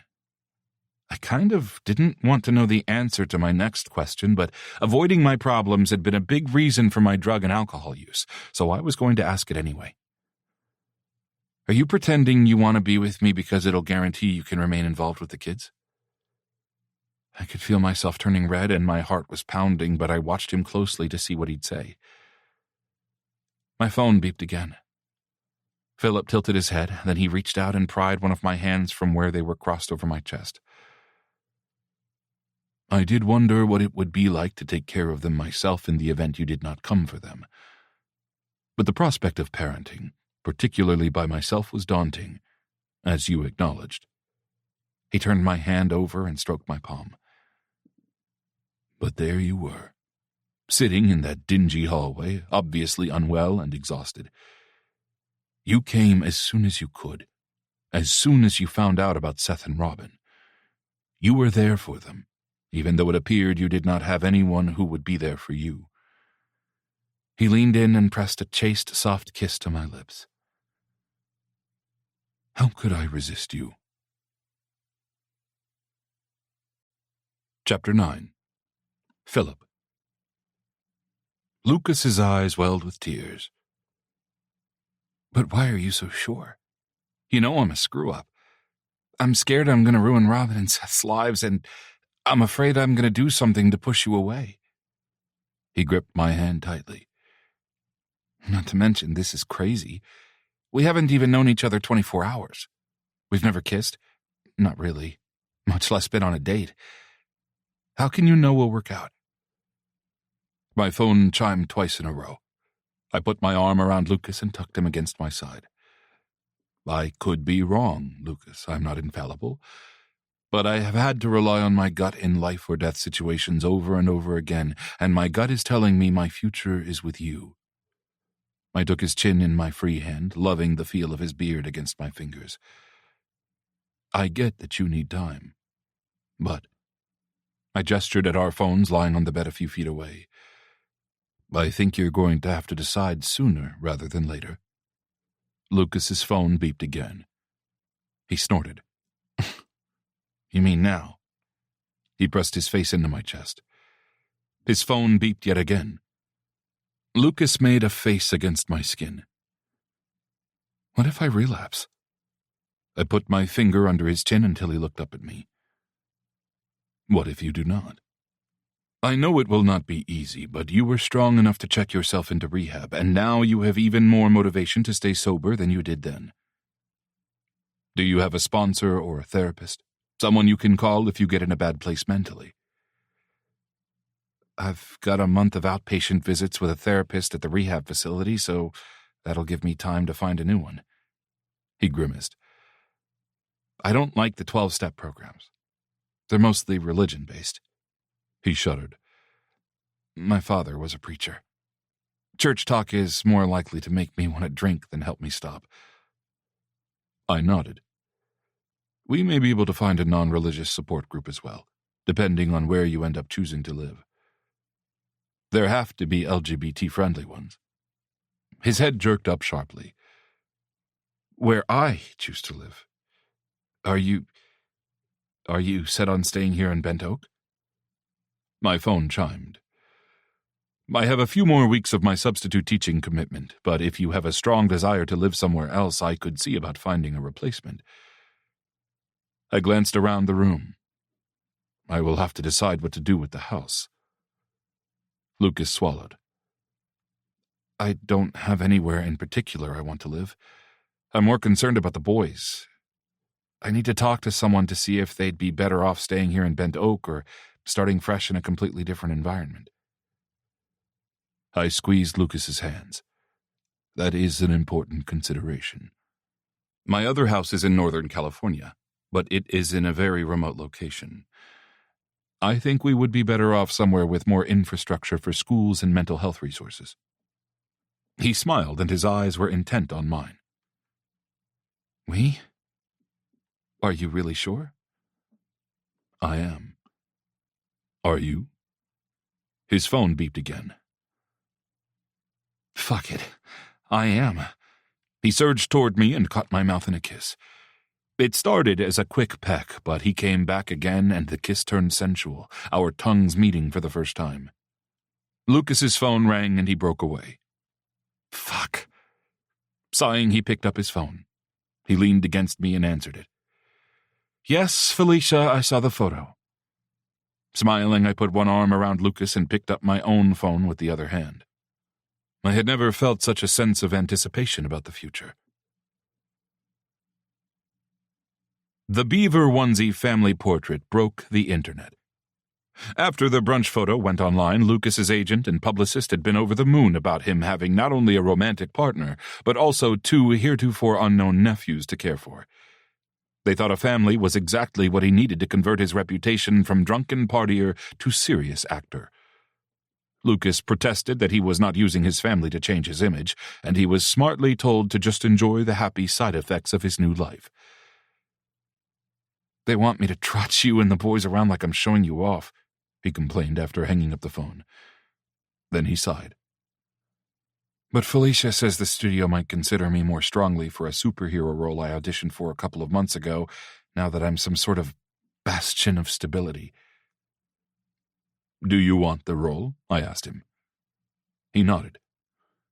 But not at the expense of your privacy, and there's no way I'm exposing the boys to the tabloids if I can help it. Well, I agree about the boys, but I am willing to be shown off if it will help you get a role you want. Besides, you will need the payday from a big-budget film like that. Robin and Seth will want to go to college.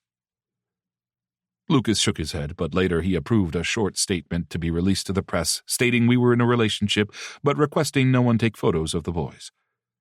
I kept Ripley apprised of the publicity. He graciously volunteered to blur out the boys' faces on our Christmas morning family portrait, and Lucas uploaded that version to his social media accounts.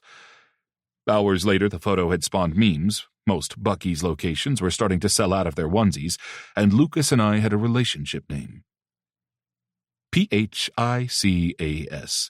which was apparently pronounced ficus. Like the tree.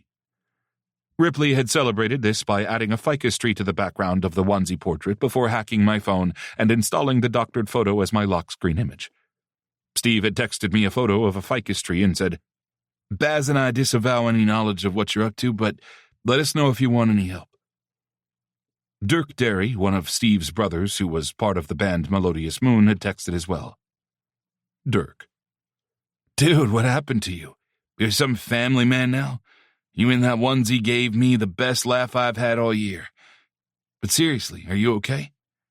Text back, I'm fine if you need rescuing. It was odd to consider that for the past several years my only friends had been Ripley, George, and Katrina. George and Katrina's deaths had cut that group down to just Ripley. But now I had multiple people I would call my friends, and they knew about my background and had not run away screaming. And there was Lucas. My chest felt warm thinking of his vulnerability when we had discussed our future earlier. He might not see why I wanted to be with him, but in reality, I was amazed he was willing to be with me. Retired operatives were not on anyone's relationship wish list. Robin and Seth had seemed pleased to learn Lucas and I were dating, though Robin gave us several side-eyed looks. I had been concerned that his mother and stepfather had fostered negative views of queer people in Robin, but he said he did not care about that. I made a mental note to pull him aside later and discuss any worries he might have. Cole Washburn had texted Lucas to congratulate him on our relationship. He had invited us, along with Seth and Robin, to come to dinner after the New Year out at the animal rescue ranch Cole ran with his 2 boyfriends. By 7 p.m., Lucas was visibly exhausted from the stress of dealing with everything. Our nap together seemed like it had been days ago instead of mere hours. We ordered pizza for dinner, and I was relieved when Lucas had eaten 2 slices. Afterward, he slumped on the couch to watch a movie with Seth. The dogs curled up on the cushions next to them. Robin was reading something on the burner phone. I really needed to get him a better one. And a computer. And a coat that did not have a beaver on it. But all that would have to wait until tomorrow. Robin, I said, would you be willing to come with me to help me stage Shackelford's disappearance at the apartment? He did not have time to reply before Lucas said, What? He paused the movie. No, I'll go with you. Robin doesn't need to go back to that apartment. I held up a hand. Lucas, even if you were in top physical shape, which you are not, I need Robin to help me go through the apartment one more time and make sure nothing important is left behind. Which was not completely true. Shackelford had been an idiot. If he had a hiding place in that apartment, it would not take more than a few minutes for me to find it. All I really needed Robin for was to pick me up after I disposed of Shackelford's car. Lucas was in no condition to do that. I tipped my head at Robin, who nodded and said, I want to go. I'm so used to working all the time, I'm not sure what to do with myself right now anyway. Lucas, who had sat upright but had not stood up from the couch, asked Robin, Are you sure you won't be bothered by being in that apartment again? Robin shook his head. It'll be for the last time, and I want to do it. I walked over to Lucas and bent down to kiss the corner of his mouth. Rest. We will be back in a couple of hours. He relaxed back into the couch and nodded. I leaned over and kissed the top of Seth's head before turning to leave. Seth said, Are you going to be kissing us a lot? I paused and looked at him with a raised eyebrow. I had intended to. You need to know I care about you, but now I realize I did not ask your consent. I am sorry. I should have gained your permission first. I appreciate your raising the issue. He shrugged and looked down at one of the puppies. I don't mind. You can keep doing it. Mom used to when I was real little. It's nice. Thank you for letting me know. If you change your mind at any time, you can ask me to stop, and I will. Okay, he said, still looking down at the puppy. Seth and Robin's mother had died of a drug overdose. I was not surprised she had pulled away from her children over time. Frankly, I had been shocked Alan Shackelford had avoided becoming addicted to drugs. But he had favored alcohol instead. Robin was in the kitchen pulling on his new fleece jacket. He followed me into the garage, and I pressed the button to raise the door. Are we taking the minivan? He asked. No, we're taking my SUV. It is registered under a completely different name. The SUV I drove to work at the elementary school was still parked at my apartment building. This one was from my former life. I told Robin, I need to get some stuff out of the back and put it in the garage before we leave. Do you want to drive? I had ridden with Robin and Seth last night in Shackelford's ill-maintained muscle car on the way from the concert to their apartment. Robin had been a careful driver. For real? I nodded, and the biggest smile I had seen from him yet exploded across his face. Yes, please. I smiled and handed him the key fob. Pop the rear hatch. I showed him where the release was. I could have used the biometric lock on the latch itself, but I wanted Robin to get familiar with the vehicle. I took my second weapons bag from the secure compartment in the back of the SUV. It was too big to fit in the remaining space in George's gun safe, so I locked it in the trunk of the Maserati and pocketed the key. After sending the garage door down, I jogged through the house and out the front door. Robin had my SUV running and had adjusted the seat and mirrors. Ready? I climbed into the passenger seat. He nodded and reversed out of the driveway. I could tell he was not expecting the power of the vehicle by the jerk when he accelerated down the street, but he quickly adapted. By the time we reached his former apartment building, he was driving confidently, a small smile on his face.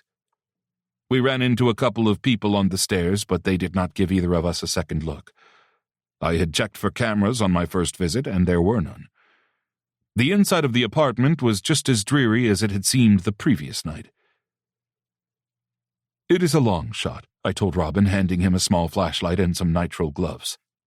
But can you check inside the vents in both bedrooms and in the bathroom? See if he was hiding anything in there. Eyebrows raised, Robin put on the gloves, then took the flashlight and headed toward the smaller bedroom. I went to the primary bedroom. I gloved up as well. When I found a small suitcase in the closet, I unzipped it and put a reasonable amount of clothing and toiletries in it. Then I searched. It turned out Shackelford was too lazy to unscrew the vents every time he wanted to access his secret stash of treasures. He had a cardboard box under the bed. I handed Robin the stack of bills, probably about $800. Do you have a bank account? I asked him. He shook his head. My paychecks got direct deposited into Alan's account. I closed my eyes and wished once again that I had killed Shackelford when I had had the chance. We will open accounts for you and for Seth tomorrow when we go get you your new phones and some clothes. He said, Will this be enough money for all that? I'm fine with the little phone you gave me last night, if that's okay. I finished transferring Seth and Robin's birth certificates and social security cards into the inside pocket of my jacket before facing Robin and putting my hands on his shoulders. I said, Robin, I am sorry I was not being clear. That money is yours to keep. Hell, it probably came from your paychecks. Lucas and I will provide you and Seth allowances for spending money, but we will pay for all of your necessities. That includes a phone and clothing. Okay? Robin's eyes were round. Okay. I stuck the cardboard box back under the bed. We need to get you a laptop as well. We should probably start a list. A laptop? Really? You will need it for your GED and to apply to colleges when you are ready.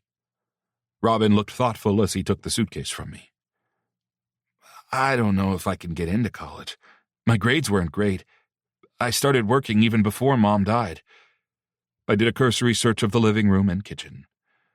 You can always start at community college, but you should apply everywhere anyway. Do you know what you would like to study? Coding, he said without hesitation. Software programming. I was doing pretty good with it before Mom died and Alan sold my laptop. I nodded. My friend Steve is the CEO of a company that is making a dating app. Perhaps he would have some recommendations about the best computer for you. Ripley, I was sure, would try to talk me into letting him make Robin a custom computer that would end up being powerful enough to run the New York Stock Exchange.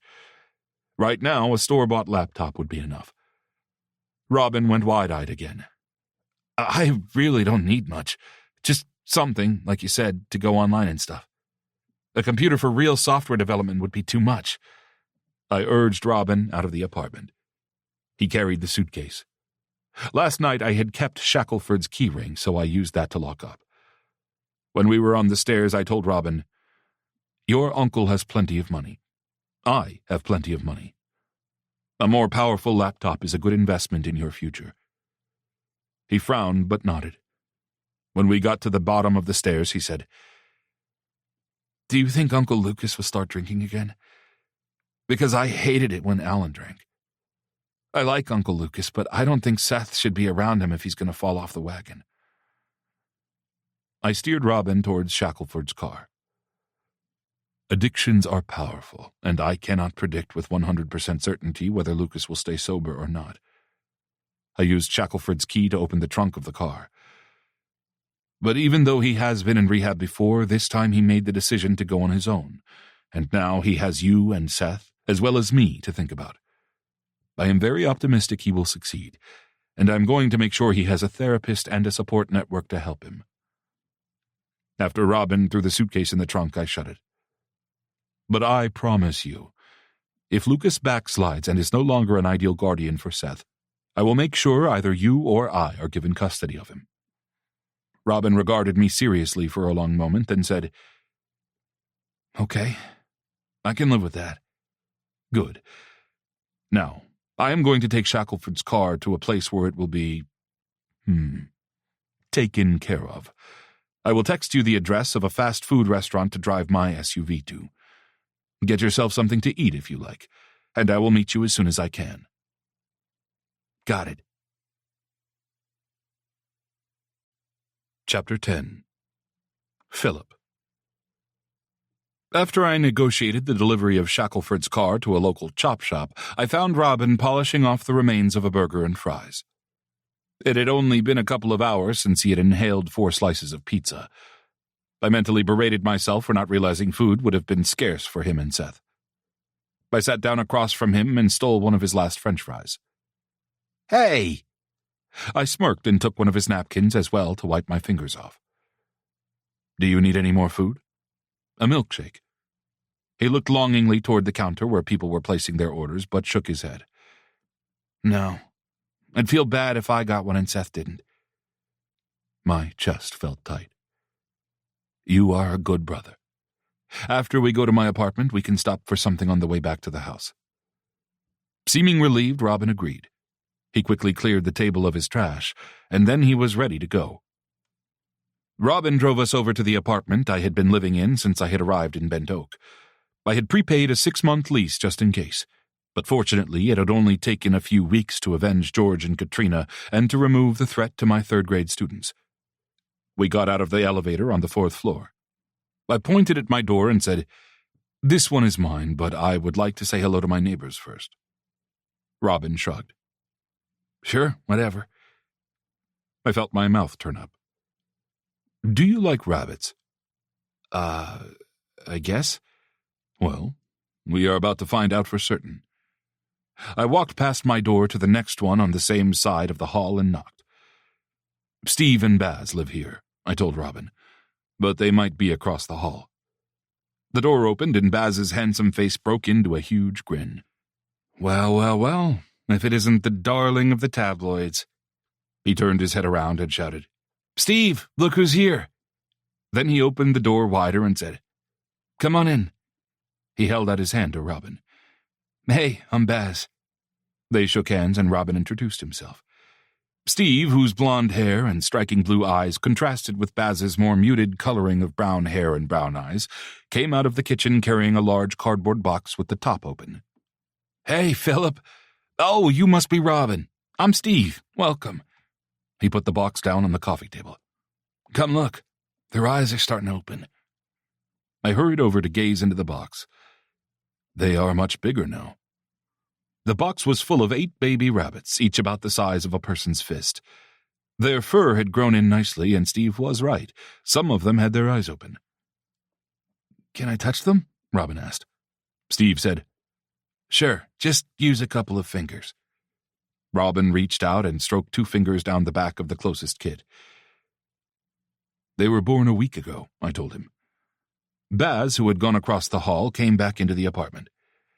"Dirk and Drake are going to come say hi. Those are Steve's younger brothers," he told Robin. He gestured at the box of baby rabbits. "They wanted some time to work on their music, so we were bunny-sitting. I stopped by to pick up some clothes," I told Baz and Steve. I was certain they were about to start questioning me, but Dirk walked in carrying Rocket, the mother rabbit. Drake was right behind him. The two were twins, and they were blonde and blue-eyed just like Steve. "Philip," Dirk shouted. "What's up with the family man lifestyle? You working undercover or something?" Drake hissed at him and slapped the back of Dirk's head. Dirk put his hands up defensively and said, "What?" Drake turned to Robin. "Please ignore my jerk of a brother. I'm Drake Derry, and this is Dirk."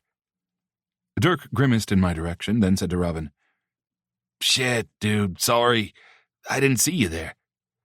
Robin tucked his shaggy hair behind his ear and, after blinking a few times, said hesitantly, "Nice to meet you.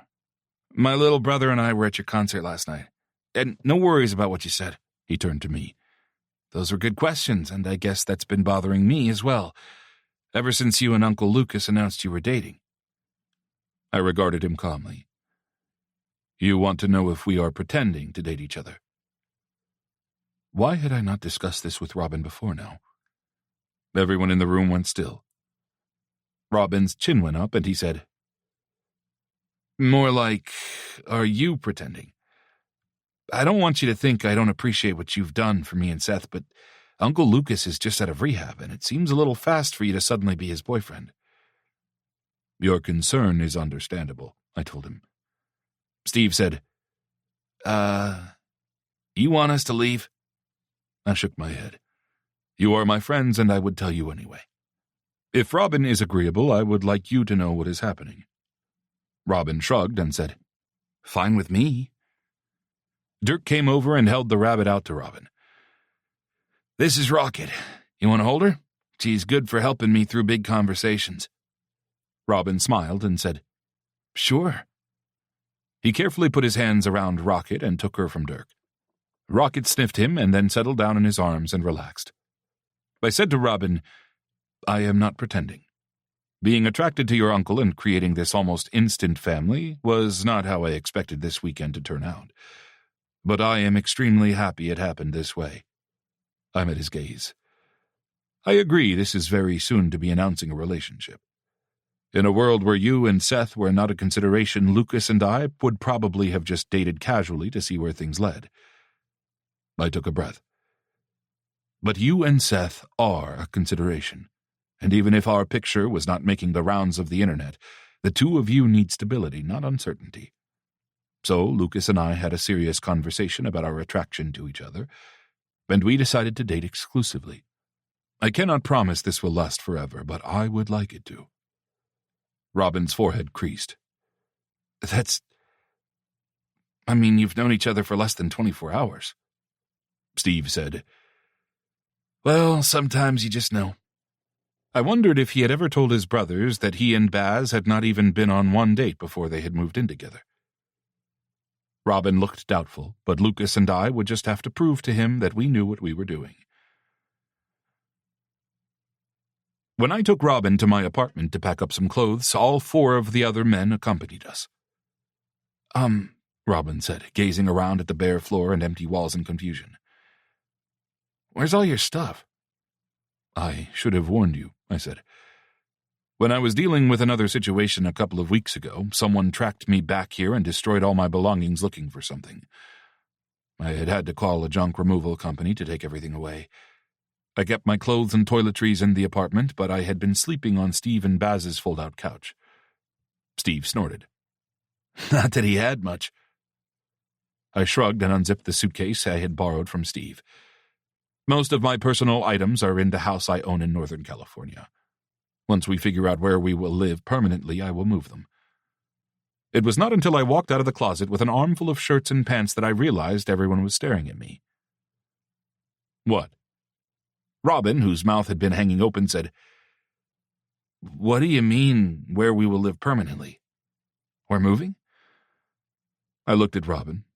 This young man, this child who had dealt with so many traumas and changes in the last 24 hours alone, and I knew I had fucked up.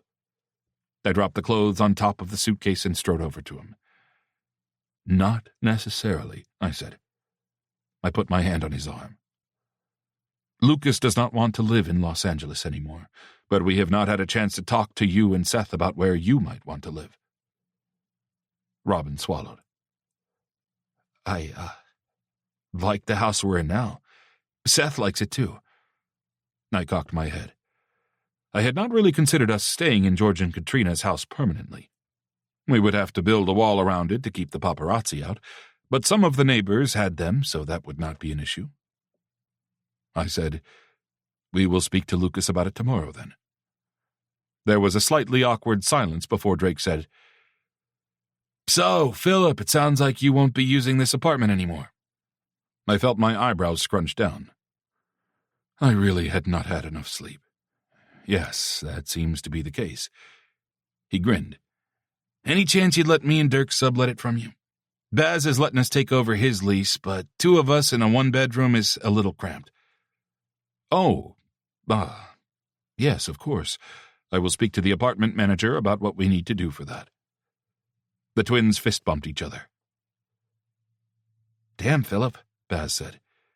I'll miss you around here. I rolled my eyes.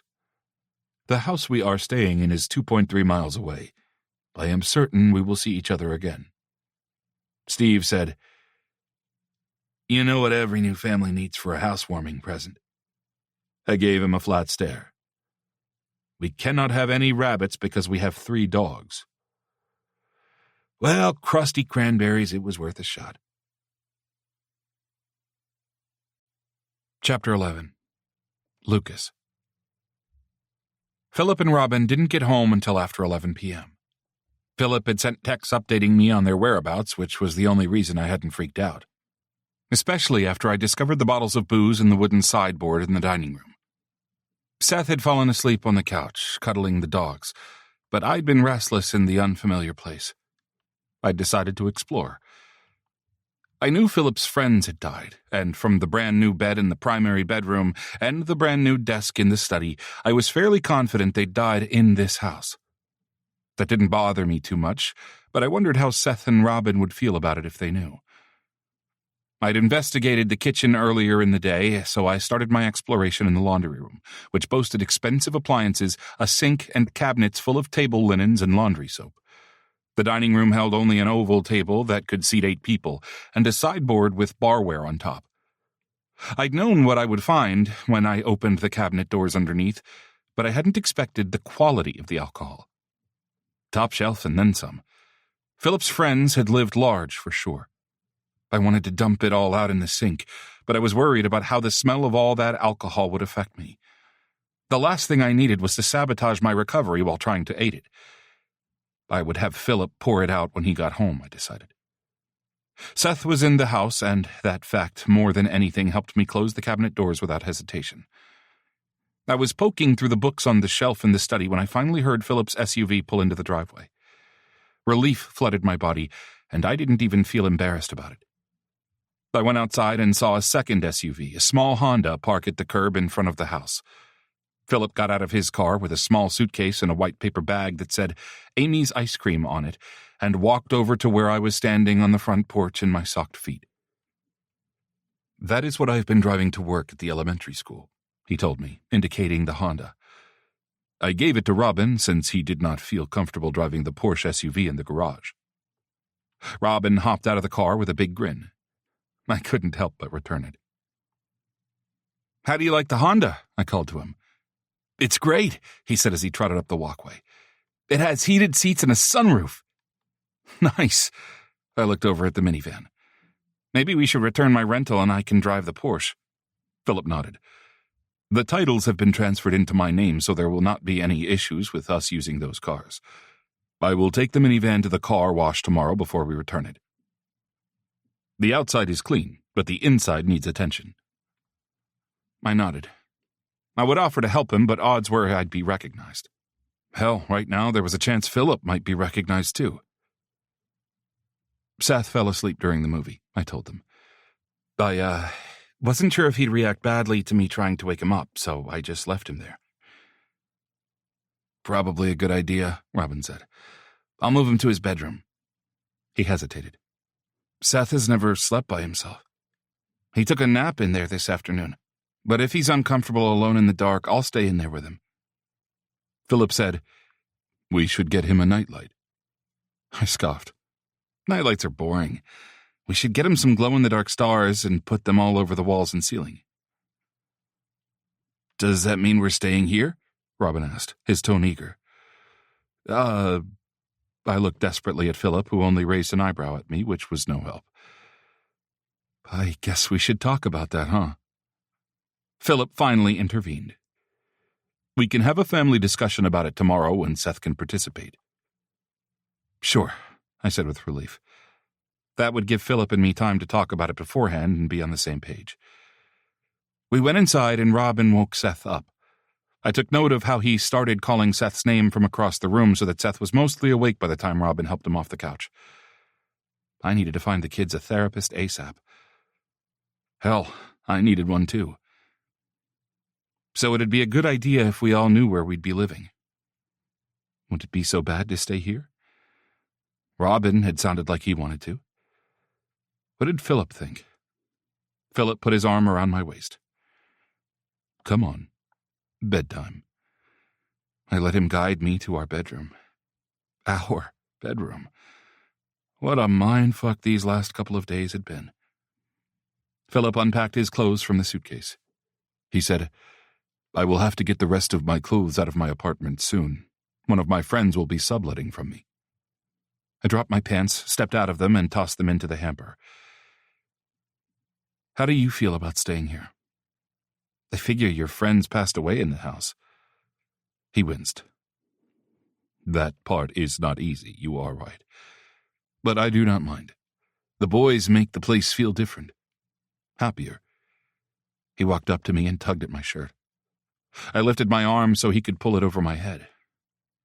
"The question we need to settle first is whether you want to live in Bent Oak or pick somewhere else." He tossed my shirt after my pants, and I was standing there in my boring cotton boxer briefs while he was fully dressed. This would not do. I reached for the hem of his shirt but stopped before touching. "Is this okay?" He nodded, so I pulled his black t-shirt over his head like he had done for me. When he moved for the button on his pants, I smacked his hand away. He looked amused, but held his hands out to the side. I unbuttoned his suit pants and pushed them down by caressing my hands over his ass. I didn't think I'd ever get my fill of that ass in those silk boxers. "Do you want to stay in Bent Oak?" I asked him as he stepped out of the pool of fabric at his feet. His boxers didn't tie to anything. Damn, that was enticing. I started to chub up. No sex, I reminded myself. "If you do not have a preference to move elsewhere, then yes, I would like to stay here. I have friends here, and I believe Robin, at least, is worried about moving." This stopped me in my tracks. Worried? Do you think it's fear of the unknown, or what? Philip frowned slightly. I am not sure exactly. It might just be that the boys have had a lot happen to them in the past couple of days. We should probably talk to a therapist before introducing another big stressor like moving out of town. Okay, let's just live here then. I left my arms by my sides, but I moved closer so I was almost close enough to brush our cocks together.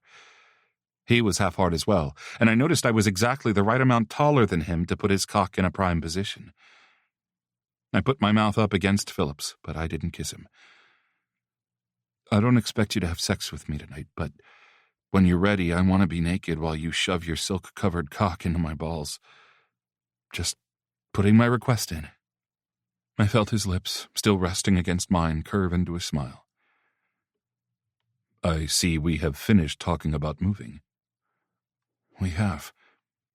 I was about to step back when Philip's arms came around me and his lips crashed into mine. I reveled in the sensations from his hot mouth and his talented tongue, not to mention his bare chest and his hands on my back. I tilted my hips away from his and fought mightily against the urge to put my hands on his silk-clad ass and slam us together. But the kiss went on, and even without friction, my cock was weeping into my underwear, and my balls were trying to climb into my body. With a groan, I tore my mouth from Philip's. "We have to stop," I panted. "I'm about to come all over myself." I couldn't keep my hands from running over his shoulders. Philip looked intrigued. "I would be open to seeing that." "What?" He hesitated, then said, "I am not ready for sex, but," he gestured between us, "I am certain both of us need to come after this." My cock twitched and his lips quirked up. "I'm listening," I said. He pointed at the bed. "What if we watch each other get ourselves off?" I nodded enthusiastically. "Yes, let's. I'm in." Philip smiled and put his thumbs in the waistband of his silk boxers, and I cried out, "Wait!"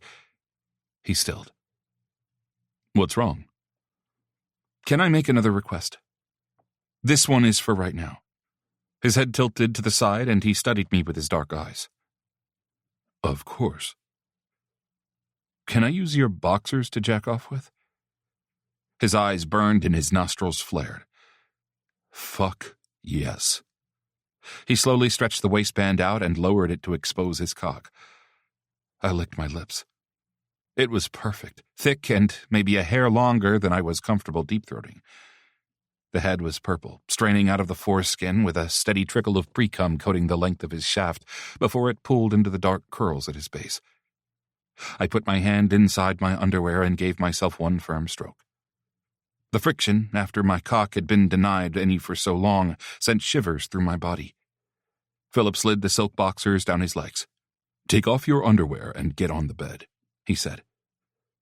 I practically leaped to obey. I shoved the covers to the floor, and after I'd shucked off my boxer briefs, I sat on the side of the bed where I had napped, my legs spread and knees bent. I fondled my balls as I waited for Philip to join me. He picked up the silk boxers and climbed onto the bed. After arranging some pillows to support his back, he leaned against the headboard. Then he stared into my eyes as he took his boxers in his hand and stroked himself with them. "Like this?" he asked. My cock jerked. "Oh, fuck. Yes, please." I spread my legs wider. Philip held the boxers out to me, and I took them reverently, careful not to touch his fingers. I didn't want him to think I was trying to push him into something he wasn't ready for. I brought the boxers to my nose and closed my eyes as I took in Philip's heady scent. He groaned, and I looked to see him mirroring my pose, but with one hand on his balls and the other at his nipple. Fuck, Philip. I need to come. I took the boxers and cupped my balls with the silk. The cool material was decadent against my swollen sack. I couldn't decide where to look. I wanted to memorize the sight of Philip thrusting into one hand while arching his chest into the other as his fingers twisted. But if I looked down, I could watch the dark blue silk sliding along my purpled shaft and stained with my pre-cum. Philip cried out, "Lucas, coming." I tightened my grip and pushed my cock through the silk one more time as Philip's cock pulsed and his cum spurted. My entire body bowed with my orgasm, and I made an inarticulate sound before collapsing against the mattress. "Holy hell," I panted, pulling the cum-soaked boxers off my flaccid cock. I hope these can be washed." He laughed. "They can. They just need to be laundered separately with a special detergent." He leaned over the side of the bed and picked his t-shirt off the floor before wiping himself down with it. I flopped myself around until my head was on the pillow next to Philip's. He slid his body down to lie flat and turned on his side to face me. I said, "I think it's safe to say that was odd as hell. Was it okay for you? Not too much?" He smiled and scooted toward me, giving me a soft kiss when he was close enough. "I loved it. It was exactly what I needed. Thank you." "Good." I closed my eyes and barely registered Philip getting out of bed. I felt the sheet and blanket spread across me, and then I was out. The next morning, Philip had all of us dressed and out of the house before 9 a.m. We still didn't have any groceries, so we stopped for breakfast, eating inside this time. No one seemed to recognize us, but I was wearing a ball cap and my fake glasses. Then we all endured hours of tedious shopping. After we set up their new bank accounts, Seth and Robin both got phones, tablets, and laptops. Philip had a locked compartment in the back of his SUV, which was handy for securing our tech purchases while we went into another store to buy the boys some clothes. We outfitted Seth and Robin from head to feet, and Philip insisted I needed a heavier jacket as well. We were on our way home at last when my agent called. "Hey, Felicia," I said warily. "We'd just spoken yesterday evening. What new paparazzi hell was I in for now?" "Lucas," she said in her you'd-better-be-paying-attention tone. "The superhero movie. The director wants to hire you for the role, but Michael Evanson wants to meet with you first." I sat up in my seat. Philip threw me a concerned glance before paying attention to the road again. "Did he say why?" Michael Evanson was the producer in charge of the yet-to-be-named superhero blockbuster I'd auditioned for a few months ago. Last month, their first-choice actor had dropped out of the film, and Felicia had been low-key optimistic that I'd had a chance at it. One of the many reasons I'd gone into rehab. "He's seen the stories about you and your new little family." Felicia's tone was both approving and sardonic at the same time. It was one of her many talents.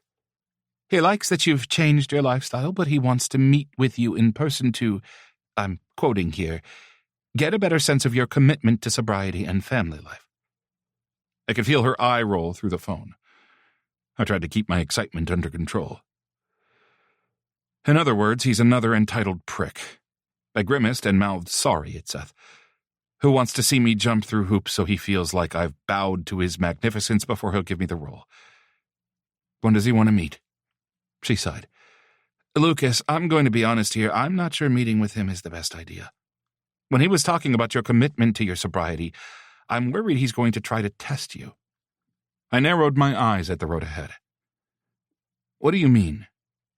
She said grimly, "He's throwing a big New Year's Eve party at his house, and he wants you to attend. With your boyfriend.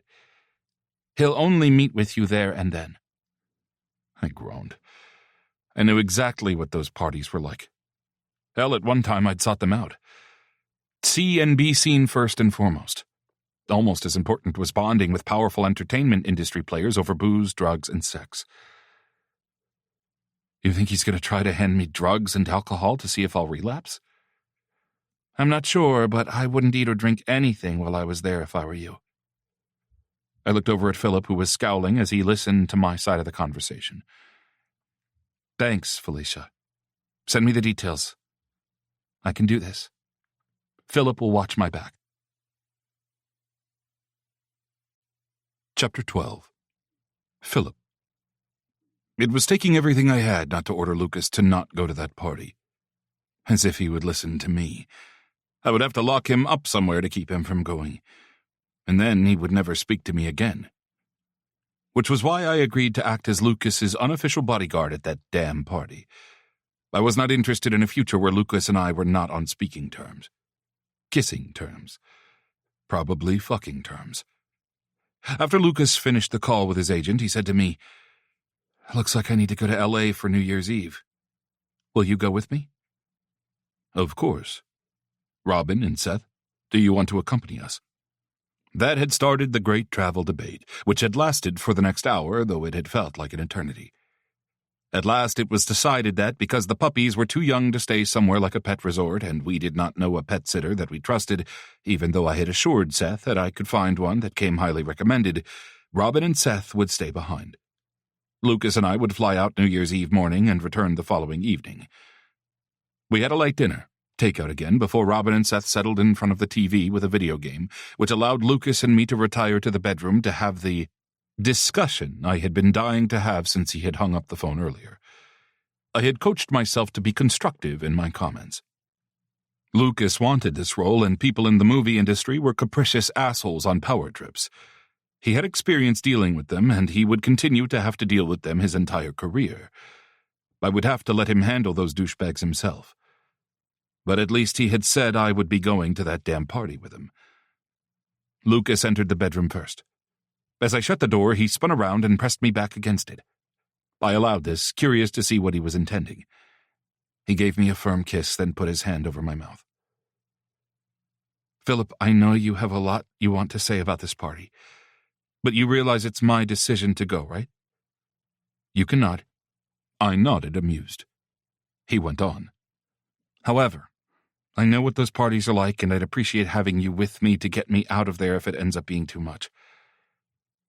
He stopped speaking, and I waited. He gingerly lifted his hand from my mouth. I started with, "There is no question. Of course I will go with you." He relaxed slightly. "Good. Thanks. But I want to have Ripley run a background check on Michael Evanson before we go." "Absolutely not." "Lucas." "No. This is my job, not yours." We glared at each other, but eventually I sighed and said, "Fine. You are the one playing this asshole's little game. I just wanted to give you an advantage." Before he could smile in victory, I said, "But if you go through all this and he does not give you the role, then he is fair game." "Agreed." Lucas laughed, then kissed me. "Agreed." Lucas had deemed my one remaining suit not fashionable enough to wear to a Hollywood New Year's Eve party. He seemed concerned that the other guests would assume I was his bodyguard instead of his romantic partner. I did not see the problem with this. Not trusting any clothiers in the Austin area, Lucas measured me himself, with many apologies for putting his hands on me, though his erection told me he was not sorry at all. Then he sent my information to someone named Manuelo, who had promised to produce a suitable outfit. Well, it could not be worse than the beaver onesie. I had been concerned that Seth and Robin would be uneasy in the house without us, but neither of them were particularly clingy when Lucas and I were ready to leave for the airport, even though it was early in the morning. The temperatures were in the 60s already. Seth was in the backyard playing some sort of chase game with Peppermint and Buddy while Holly relaxed on the deck in the sun. When he saw us, Seth galloped over and threw his arms around Lucas and me at the same time. "Bye," he shouted. I had never seen this level of physical energy from him at school. Perhaps removing the stress of living with Shackelford combined with regular meals was allowing a different side of him to come out. I kissed Seth on the top of his head, and Lucas aimed for his cheek. We got one more hug before Seth was off to play with the puppies again. Robin was sitting on a bar stool at the kitchen counter, typing on his laptop. I frowned. "Robin, we need to get you a desk." He gave me a shy smile. Maybe for my bedroom, but I like being out here where I can see what's going on. His smile grew brighter. And get snacks. I smiled. We had finally ordered groceries, and Robin had permission to get pizza delivered for dinner tonight. Lucas went over and put an arm around Robin's shoulder. Remember, call or text us if you need anything. It doesn't matter what we're doing, we'll answer. He got an eye roll. I've been looking after me and Seth for years. We'll be fine. I stifled a growl. They were out of that living situation now. I said, Can I hug you? He shrugged, but I got another little smile. Sure. Not wanting to press my luck, I gave him the same kind of hug Lucas had. He did not reciprocate, but he leaned into me, which I took as a win.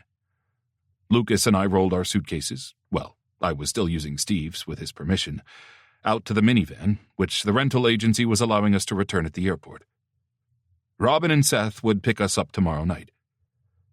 As we pulled out of the driveway, Lucas said, Was it just me, or did our departure seem a little anticlimactic? I barked out a laugh. Ha! Yes, I was expecting at least Seth to exhibit some sort of separation anxiety. Maybe this is a good sign? Maybe. Then I remembered something. My neighbor from the apartment, Baz, his sister does family therapy. I'm going to contact her next week for a referral. I hesitated. I hope Seth can avoid talking about how Shackelford died. Lucas glanced over at me. I don't think his trauma is related to Shackelford's death, but we can ask him if that's something he thinks he needs to talk about. I nodded. Though right now Seth might not think he needed to talk about anything at all. I had been interested to see how Lucas and I traveled together. Nothing brought out people's interpersonal issues quite like dealing with the delays and petty inconveniences of airline travel. However, I was pleased that Lucas was just as easygoing at the airport and on the plane as he was in everyday life. Over the past few days, I had felt myself getting more and more comfortable with Lucas, and more attracted to him. I was ready to be physically intimate, and being at Lucas's condo was a prime opportunity for us to have sex together for the first time without worrying about the boys being right down the hall. Therefore, I was hoping we would not have to stay at the party very long. Though it was New Year's Eve, so if Lucas felt some social pressure to stay until midnight, at least I would get a kiss out of it. We took an Uber from LAX straight to meet with Manuelo, who was apparently open on Saturdays, at least for Lucas. We dragged our suitcases with us through a discreet wooden door on a quiet side street just outside of Beverly Hills. The small sign said merely, Clothier. Inside, the place screamed expensive. We walked into a showroom. Thick carpet on the floor created a hushed atmosphere that the ambient classical music only reinforced. Around the perimeter were mannequins in various outfits that seemed cut for the male body type, but not all of them were traditionally male garments. Silk tuxedos, suits with skirts, slim linen trousers with a flowy top, some sort of avant-garde boxy creation. Manuelo was very talented, though I was becoming extremely curious about what kind of outfit Lucas had picked out for me. A tall, thin man wearing a lavender silk suit walked towards Lucas with both hands outstretched. Lucas, darling, it's so good to see you. Lucas took Manuelo's hands and gave him an honest-to-God air kiss. Then I was introduced, and Manuelo required an air kiss of me as well. When in L.A. and all that. Then Manuelo said, Come back to the fitting room. I'm assuming you're going to see Lafitte after this. Lucas smiled and said, We are. This was news to me. I hoped Lafitte, whoever that was, offered lunch. Manuelo sighed in relief. I'm so glad, because, darling, that hair and beard are crying out for help. Lucas laughed. I didn't. Okay, then after we see how everything fits, you can go do that while I take care of the alterations. Then you can pick the suits up when you're done. At least Manuelo was efficient. We were directed to changing rooms, and mine had a white tuxedo hanging next to the mirror. The vest was electric blue with white threads running through it. A tiny white silk jock was laid out on a small dresser, along with a white bow tie and onyx cufflinks.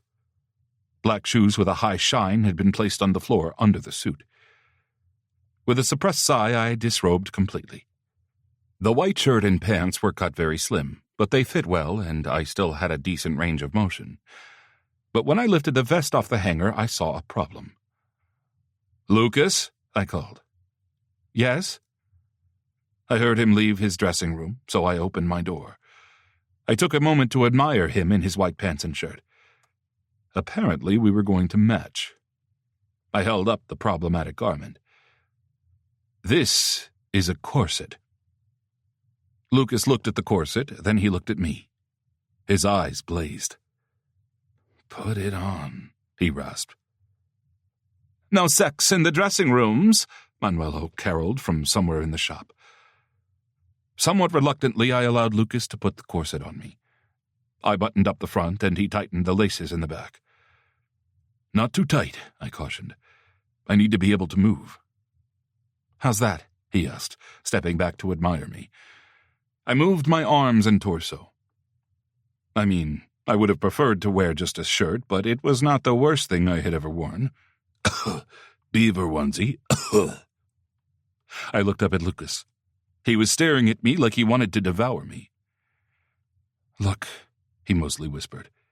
He pointed at the large paneled mirror that arced around a small pedestal. I moved to get a better view.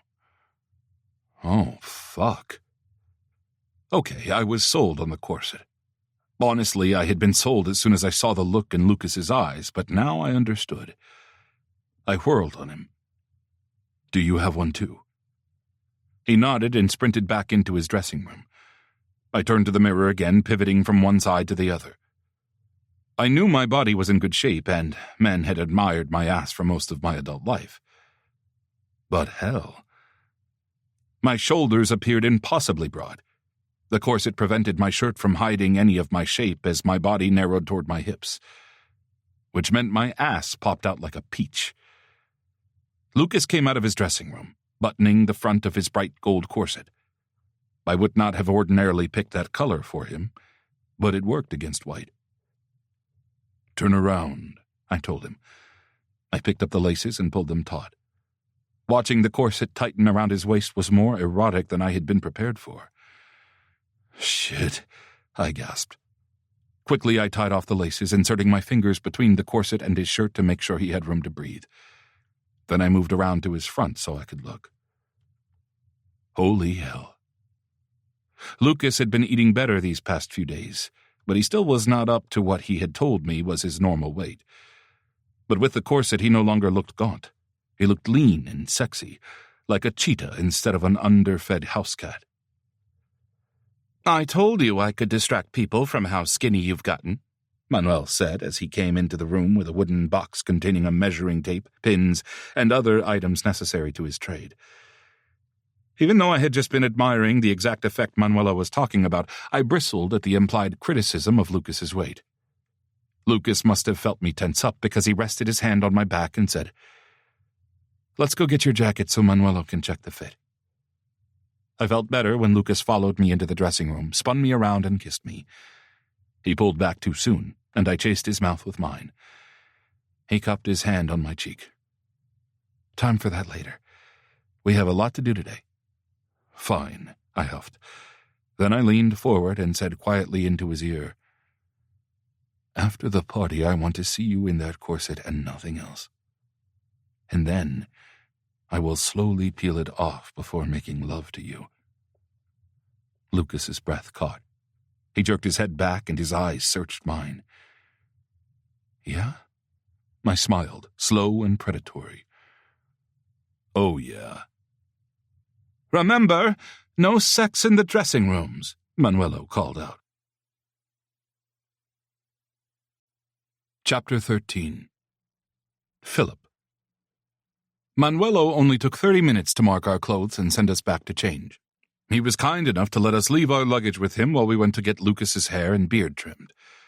Lafitte turned out to be a woman with a prominent Adam's apple and the shoulders of a linebacker, but she had a gentle, calming air about her. She conferred with Lucas about what he wanted and then got to work right away without any extraneous chit-chat. I sat in a chair where I could watch, and Lucas threw winks my way every so often. When Lafitte was done with him, Lucas looked like he could walk the runway at a Paris fashion show. His long on-top hair flopped just so over his forehead. The beard that had been getting a little shaggy had been carved down to a heavy stubble. I looked forward to seeing him in his corset. Maybe after the party we could both model our corsets for each other without anything else on. Though the silk jock I had been given was intriguing. Maybe Lucas had one too. Thankfully, Lucas fed me before we picked up our suits and our luggage from Manuelo. We checked in with the boys to make sure they did not need anything. Then we had time for a short nap at Lucas's condo before we had to get ready for the party.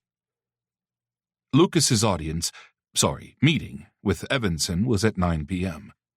Lucas and I managed to only spend about 10 minutes making out and running our hands all over each other in our corsets before we had to put on our tuxedo jackets and go downstairs to meet the car Lucas had arranged for the evening.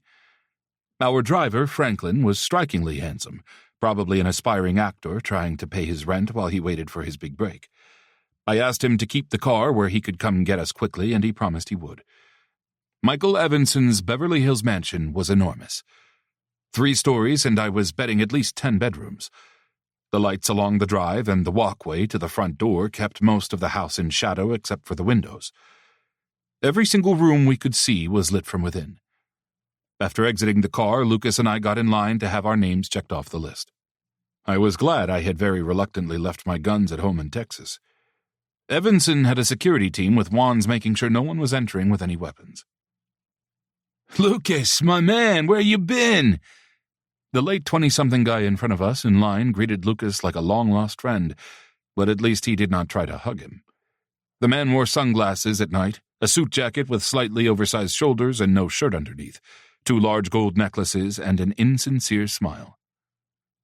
Lucas went stiff, so I put my arm around his back and introduced myself in my best Texas drawl. "Hey there. My name's Philip, but seems like you being a friend of Lucas and all, you can call me Phil." Lucas turned his head and blinked at me. Then he turned back to the guy with a brilliant smile. "This is my boyfriend Phil. Phil, this is Lil Wiz." Fortunately, the line moved forward then, and I did not have to utter the words Lil Wiz in my Texas accent. "What's up with the funny voice there, Phil?" Lucas whispered in my ear. After we were wanded and allowed to proceed to the door to the house, I said, "You did not like him. I introduced myself that way, so if other people address me as Phil, then we will know they are possibly associates of his." I shrugged. I did not have a particular reason for doing it, and it was probably unnecessary, but similar tactics have been useful to me in the past. "Huh." Then he said, "Lil Wiz used to have parties like this one. Lots of drugs. He isn't someone I want to be friendly with anymore." We walked up the ostentatious front steps that led to the enormous double doors. They were propped open, spilling light and the sound of people talking and laughing out onto the stoop. As we entered, several people turned to look at us, and then they promptly turned to each other and started whispering. Lovely. The large foyer had a curved staircase on the right, and then the rest opened into a huge great room with floor-to-ceiling windows. The night was black on the other side of the glass, so I assumed we were not encouraged to tour the gardens. Lucas did one pan of the room before catching my hand in his and pulling me toward the far side. I saw a bartender had been set up in the corner. When in doubt, get a drink to fit in. "Lucas!" a woman's voice called from nearby.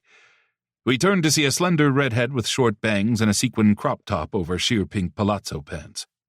She looked vaguely familiar, but I could not place her. Lucas grinned and dropped my hand to hug the woman. He kept one hand on her shoulder and put his other on my back. "Philip, this is Petra Schaefer. She used to be my co-star on Heartbeat Hospital. Petra, this is my boyfriend Philip." "How do you do?" I said, with a nod of my head. "Oh," she said, "it's lovely to meet you, but I thought you were called Phil. Do you have a preference?" Lucas dropped his hand from her shoulder. I smiled genially and put a little Texas in my voice. "Phil is just fine." I rubbed Lucas's back and said to Petra, "We were just on our way to the bar, darling. Would you care to join us for a libation?" "Oh," she said. "Actually, could I borrow Lucas for a quick second? You could get drinks, and by the time you get back, I promise to return him." She grabbed Lucas's hand and tugged on him to follow her.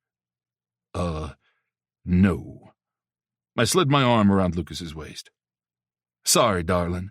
Where he goes, I go." Lucas's eyes were slightly panicked, reinforcing my decision to stick close. I gave him a fond, patronizing smile. "Lucas and I don't have secrets from one another, so anything you say to him, you can say to me. Isn't that right, Nugget?" I hugged Lucas from the side, and he gripped my waist tightly. He withdrew his fingers from Petra's hand. "How about I find you later, Petra?" he said. "I'm supposed to meet with Michael Evanson in a few minutes anyway." She pouted and looked between us, her eyes calculating. "He hasn't made his appearance yet, but sure, I'll catch you later." She gave a half-hearted wave and walked away. Lucas looked slightly ill. "I don't know why, but I feel like I need to take a shower." I gazed around the room, but no one seemed to be paying attention to us. Still, that interaction had been unsettling. "How about some sparkling water instead?" I nodded in the direction of the bar. He took a deep breath and said, "Okay." Lucas kept a tight grip on my hand as we walked to the bar. A tall, somewhat muscular man was ahead of us waiting for his drinks. He gave us an up nod as we drew close, then put a $5 bill in the tip jar before picking up 2 glasses of red wine. The man made to walk past me, but performed a poorly executed fake stumble instead. His elbow collided with my chest, and one of the glasses of wine spilled all down the sleeve of my jacket. "Oh my God, I am so sorry," the man said. He gazed in mock horror at the stain on my suit. I hoped for his sake he was not a professional actor. Swiftly he set his glasses back on the bar top. "Please let me take you into the kitchen. I'm certain Michael has some baking soda and we can get that stain out." What the fuck was going on here? I glanced at Lucas, who looked worried. "Sure," I said. "That's mighty nice of you.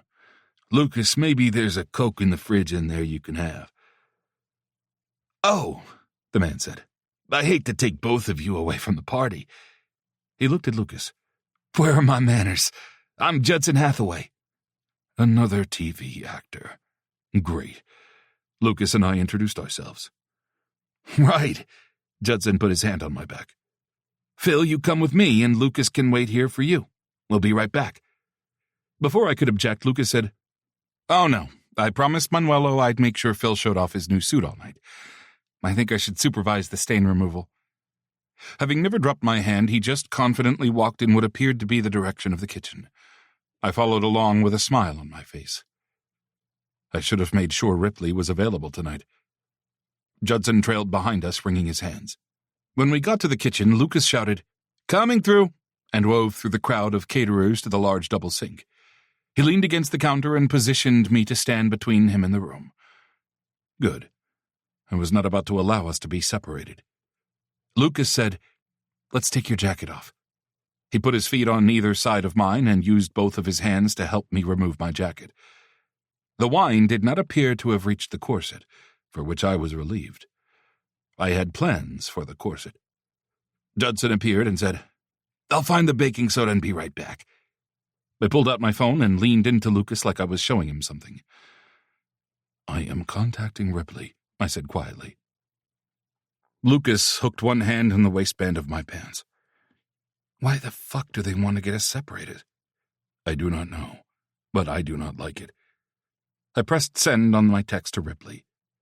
Me. Urgent. Need intel on Michael Evanson, movie producer. At his party with Lucas. So far, 2 not subtle attempts to separate us. Judson reappeared right as I got a reply. I handed my phone to Lucas so I could deal with Judson. Lucas glanced at the phone and gave me a nod. He tucked the phone back into my pants pocket. Judson, who moments ago had been so confident about baking soda being able to remove the red wine stain, was now acting uncertain. He said, maybe if you could hold your jacket over the sink? I think I just need to sprinkle the baking soda on the stain, right? Holding my jacket over the sink would occupy both of my hands. The sink looked clean, if damp. I laid the jacket in the sink, stain up. Judson sucked in a breath but gamely shook the box of baking soda over the jacket. What the fuck could these people want with us? I did not see how I could be the target. My enemies were dead, and if I had missed someone, why would they wait until I was in L.A. to try for me? Which left Lucas. What value did he have by himself? What threat were the two of us together that we were not when we were apart? Was this something to do with Lucas's sobriety? My mind filled with images of someone shooting him up with drugs against his will. But for what purpose? And why had Evanson not just asked to meet with Lucas alone to discuss the movie role? I would not have thought twice about it.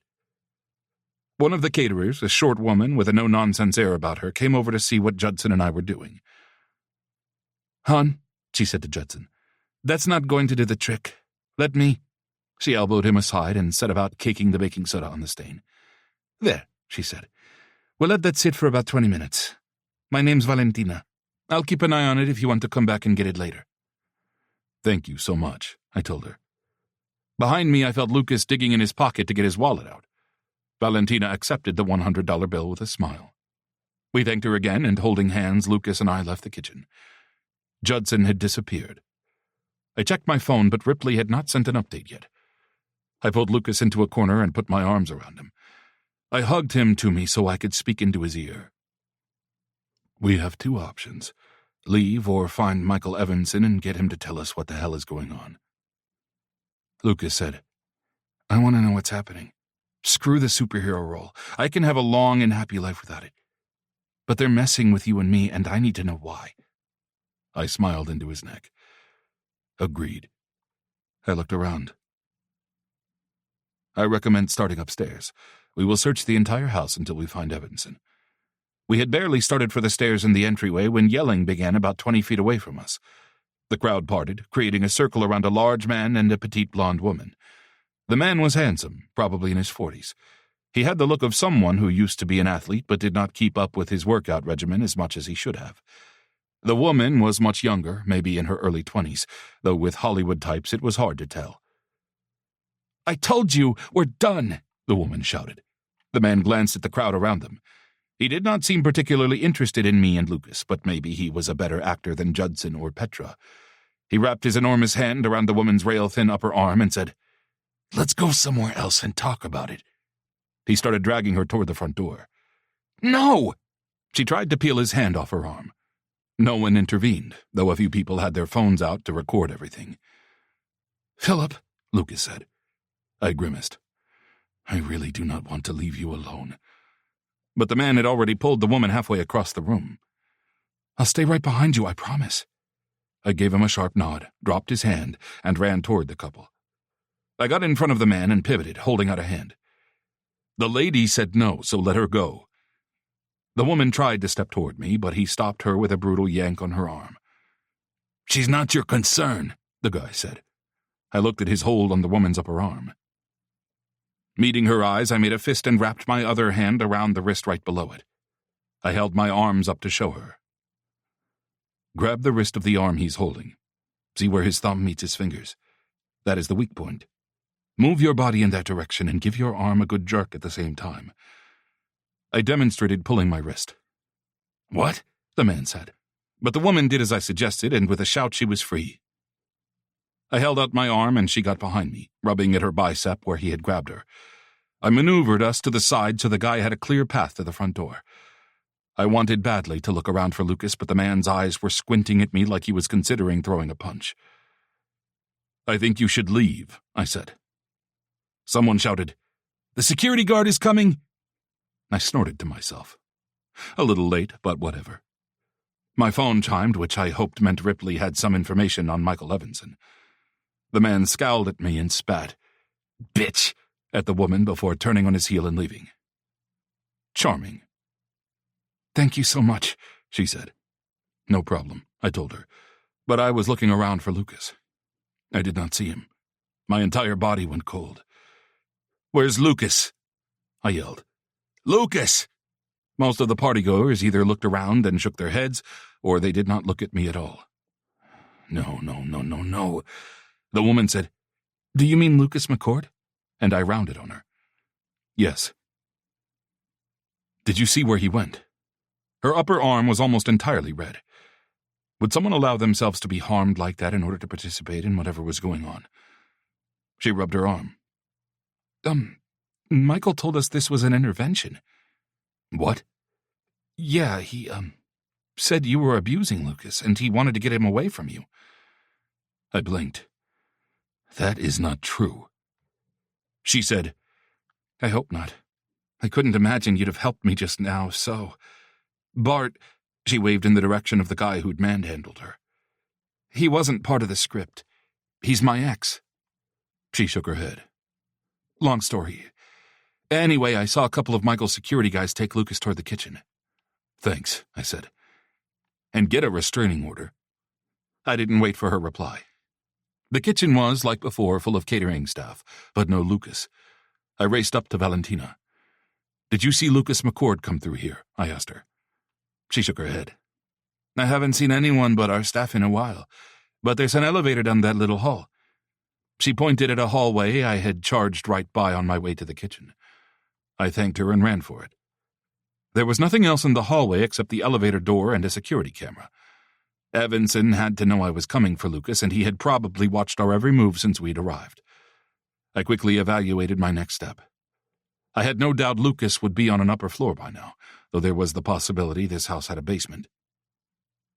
The elevator would make me a target as the doors opened to let me out, but if, and this was a big if, no one was waiting with a gun pointed at me, I could mitigate the risk slightly by rushing out on the offensive. If I took the stairs, I would have to run through the entire party, wasting time. Fuck it. I pushed the button for the elevator. I tried to control my breathing to get my heart rate down. I had never felt this anxious on an op, but I had never been personally involved with anyone on an op either. If Lucas was hurt, people were going to die. I checked my phone. Ripley. Nothing on facial recognition, but he could have had some work done. Looking into his background and finances. Seems a little too clean for someone that high up in the movie industry, but I'm still digging. I did not recognize the man in the accompanying photo. He could have been between 30 and 50 years old. He had obviously had some wrinkles removed. His eyebrows were waxed into arches, and he had light brown hair around a receding hairline. I put my phone back in my pocket as the elevator dinged. It had probably come from the third floor based on the time it took to arrive. That would be the place to start. But the doors opened on two guys with their guns out, so none of my planning was worth shit. Chapter 14. Lucas. I still didn't know if the fight between that couple had been staged, but I'd been the one to encourage Philip to help the woman, so there was no point in worrying about it now. I had bigger problems. Problems like the gun in my side and the two very large men who had forced me into this elevator. The bigger one, who sported a flat-top crew cut I'd never expected to see on anyone not in the armed forces, pushed the button for the third floor. The smaller one, and by smaller I mean he only loomed over me by a couple of inches, prodded me with his gun and intoned, "No funny business." Did he think I was capable of some sort of Captain America elevator takedown? Also, who said funny business these days? Had he been watching mobster movies? If we got out of this alive, Philip would be teaching me self-defense as soon as possible. Robin and Seth would probably like to learn too. My heart squeezed at the thought of them. Philip and I had to get back to our little family. Our home. I knew he would come for me. I just hoped it wouldn't be too late. The elevator doors opened and I was shoved forward. The hallway had expensive-looking darkwood floors and about 8 closed doors. I was brought to a halt at the third door on the right. The bigger guy knocked. "Enter." I was once again pushed forward. Did they think I wasn't going to cooperate? The guns were kind of a big incentive. I recognized Michael Evanson from seeing his picture in magazines and from being at the same parties over the years. We'd never spoken, though, and this was probably the closest I'd ever been to the man. He stood on the far side of the room next to a drinks cart, a glass of what looked like scotch in his hand. This was obviously his study, with a huge ego-boosting desk, a comfortable-looking seating area to the side, and framed posters of movies and TV shows on the walls. Evanson looked between me and the men behind me, and he made a regretful face. "Mr. McCord, I deeply apologize that I had to resort to these methods to get you here alone. Please have a seat and I will explain everything. I didn't respond, but nevertheless I was prodded toward the guest chairs in front of the giant desk. At least it didn't sound like I was in immediate danger, which made me worry for Philip. Once I was seated, Evanson sat behind his desk and said to the men who'd brought me, "Thank you. Wait in the elevator for the other one and bring him here." The shorter one said, "You got it, boss." He had definitely been watching mobster movies. Evanson set his scotch down on the desk with his left hand. He was missing part of his pinky and ring fingers. With his right hand, he casually laid a very large gun on his desk. "I'm not intending to shoot you." I swallowed and said, "Why the gun, then? You asked to meet with me about the movie. I would have come up here on my own." He winced. "I was concerned that the man you came here with would insist on coming as well, and I did not know how much influence he has over you. It was imperative to speak to you alone first." So this is about Philip. How was Evanson even aware of Philip? He sighed and gazed at his glass of scotch, rubbing his thumb along the rim. Then he looked up. "The man pretending to be your boyfriend is not who he says he is, and he cannot be trusted." "Oh?" I asked calmly. "So you've met him before. Is he some sort of enemy of yours? You manufactured an opportunity at a movie role for me in order to, lure him here?" He shook his head. "I assure you the role is yours if you want it. But I saw the photo of you two and I knew he was using you to get to me." I squinted at him. "Philip is my nephew's third-grade teacher in a small town outside of Austin. I don't even have a part in your movie yet. How do you twist that into him trying to get to you?" Evanson scoffed. "You were always our obvious second choice for the role after Weston Chesterfield. I would not have put it past Anglerfish to have pressured Weston to drop out of the movie." "Anglerfish?" Evanson leaned forward. "That's the code name for the man you know as Philip Downs. He's a spy, a mercenary. Sometimes he works for governments, but not always. His specialty is long-term undercover operations that are so subtle the targets never suspect he might not be who he says he is. He could have easily found out you were next in line for the role. If we'd chosen someone else, he would have vanished from your life without a backward glance. Make no mistake, his feelings for you are not real, and he will throw you aside as soon as he achieves his mission." I leaned back in the chair and crossed my arms. I remembered how Philip had pushed to commit to a relationship. Someone as beautiful as he was could certainly do better than a run-down recovering addict like me. What if Evanson was right? But then I remembered the look in Philip's eyes, his affection for Seth and Robin, and his desire for me. No, Evanson was wrong. Philip's feelings were genuine. Philip would never have brought me here if he had known Evanson was dangerous. I needed more information. But if that's true, what does he want with you? Then I thought of a more pressing question.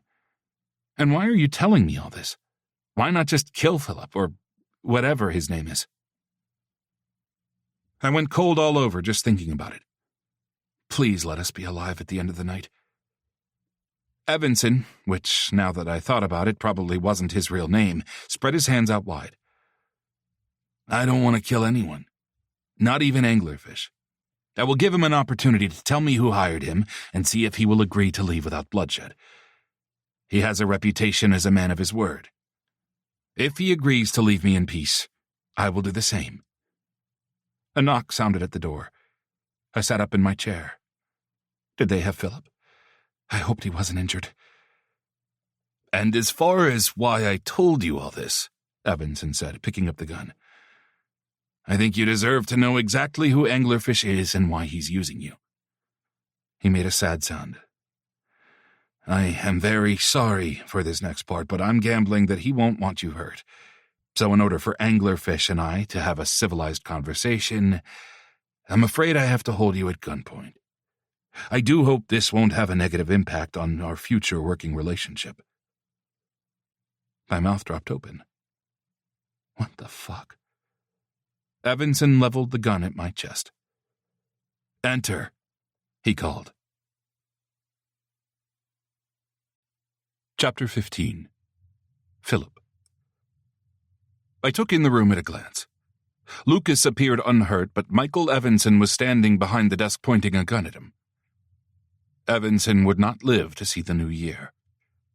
I quirked an eyebrow at Lucas, and he said, "I'm fine, just pissed off." I smiled. I imagine that will get worse before it improves. I strolled forward as if I was not restraining myself from leaping over the desk and disarming that fucker. I needed to get him to tell us why he was doing all this first. Then I would kill him. "Wait outside," Evanson told the men who had brought me here. They shut the door. I stood next to Lucas's chair. I wanted to put my hands on him, but I needed them free in case I had to move quickly. This was why I had never had a relationship before. My lover would have been a target. But I was retired now, and I was done putting off my own happiness. I would burn the world to the ground if it meant Lucas and I could just live our lives the way we wanted to. And I would start with this motherfucker. "Do I know you?" I asked Evanson. He smiled. "So you're pretending you don't know who I am, Anglerfish? How quaint." My blood froze in my veins. This was someone from my past. But who?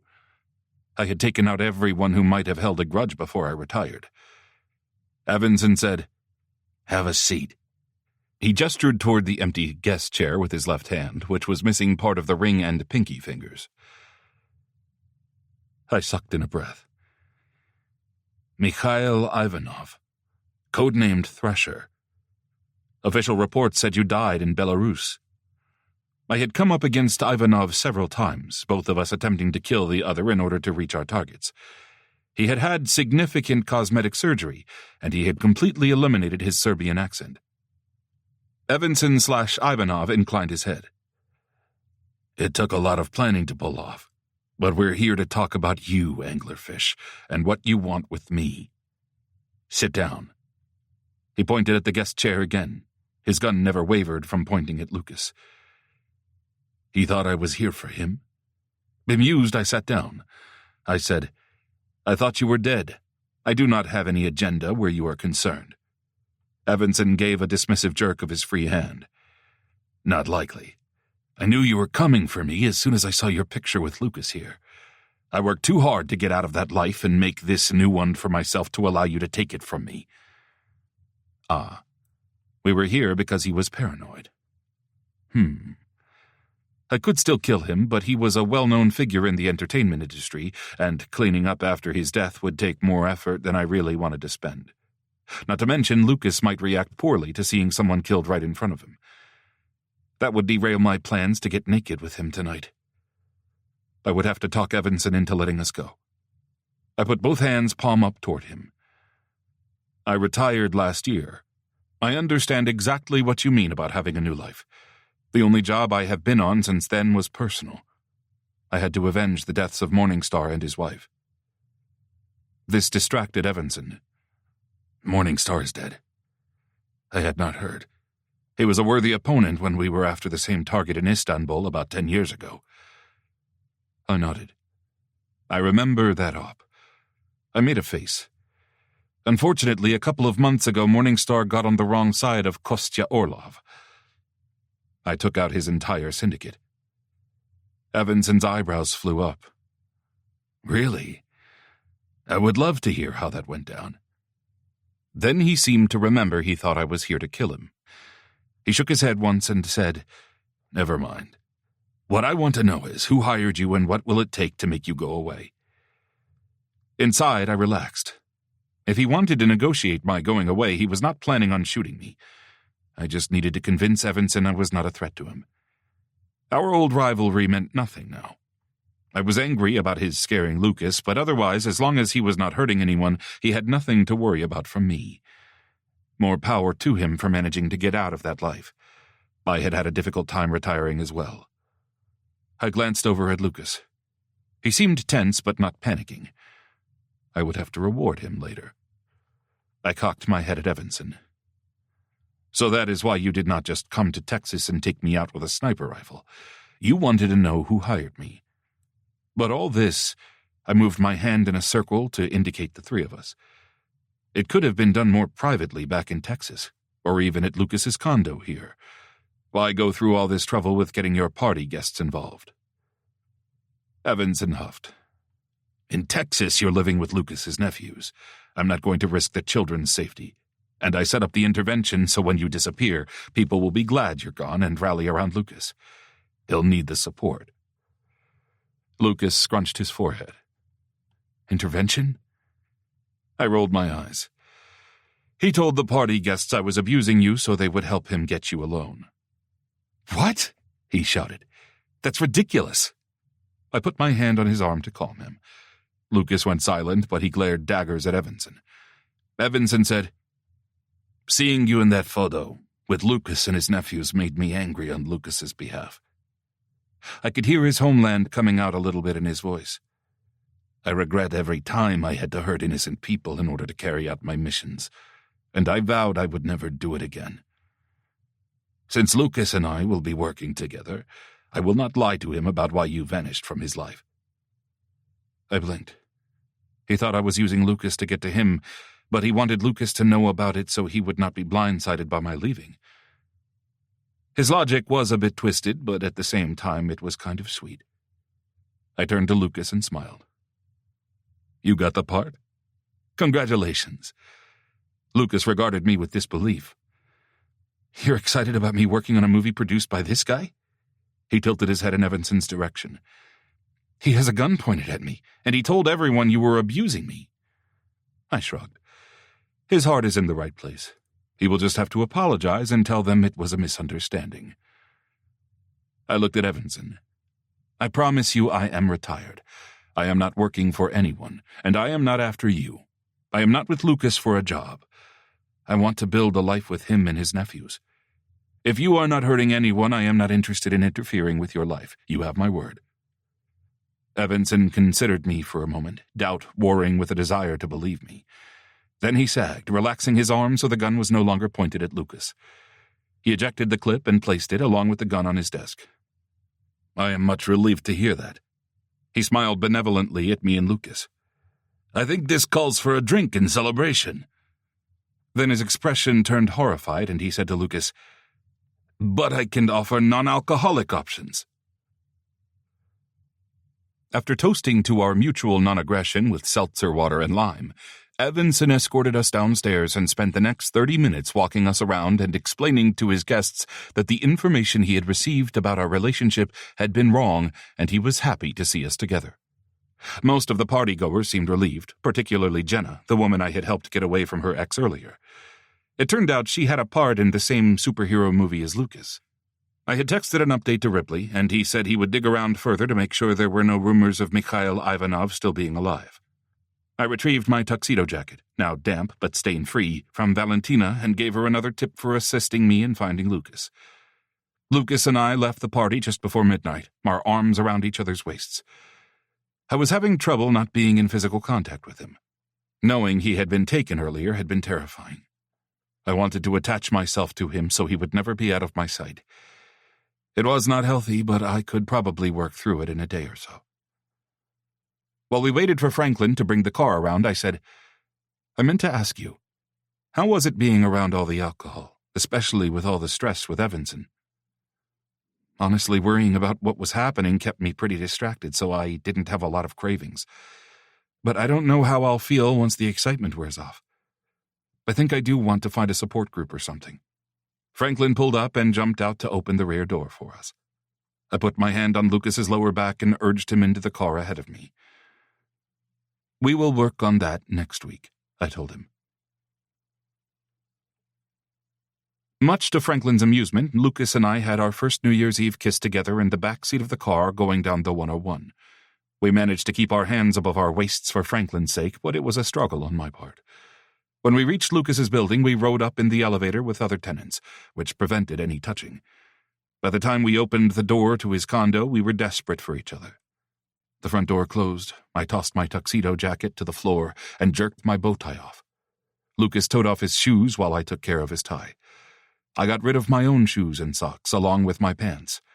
Our corsets had to come off so we could remove our shirts, but, eyes locked on each other, we both put the corsets back on.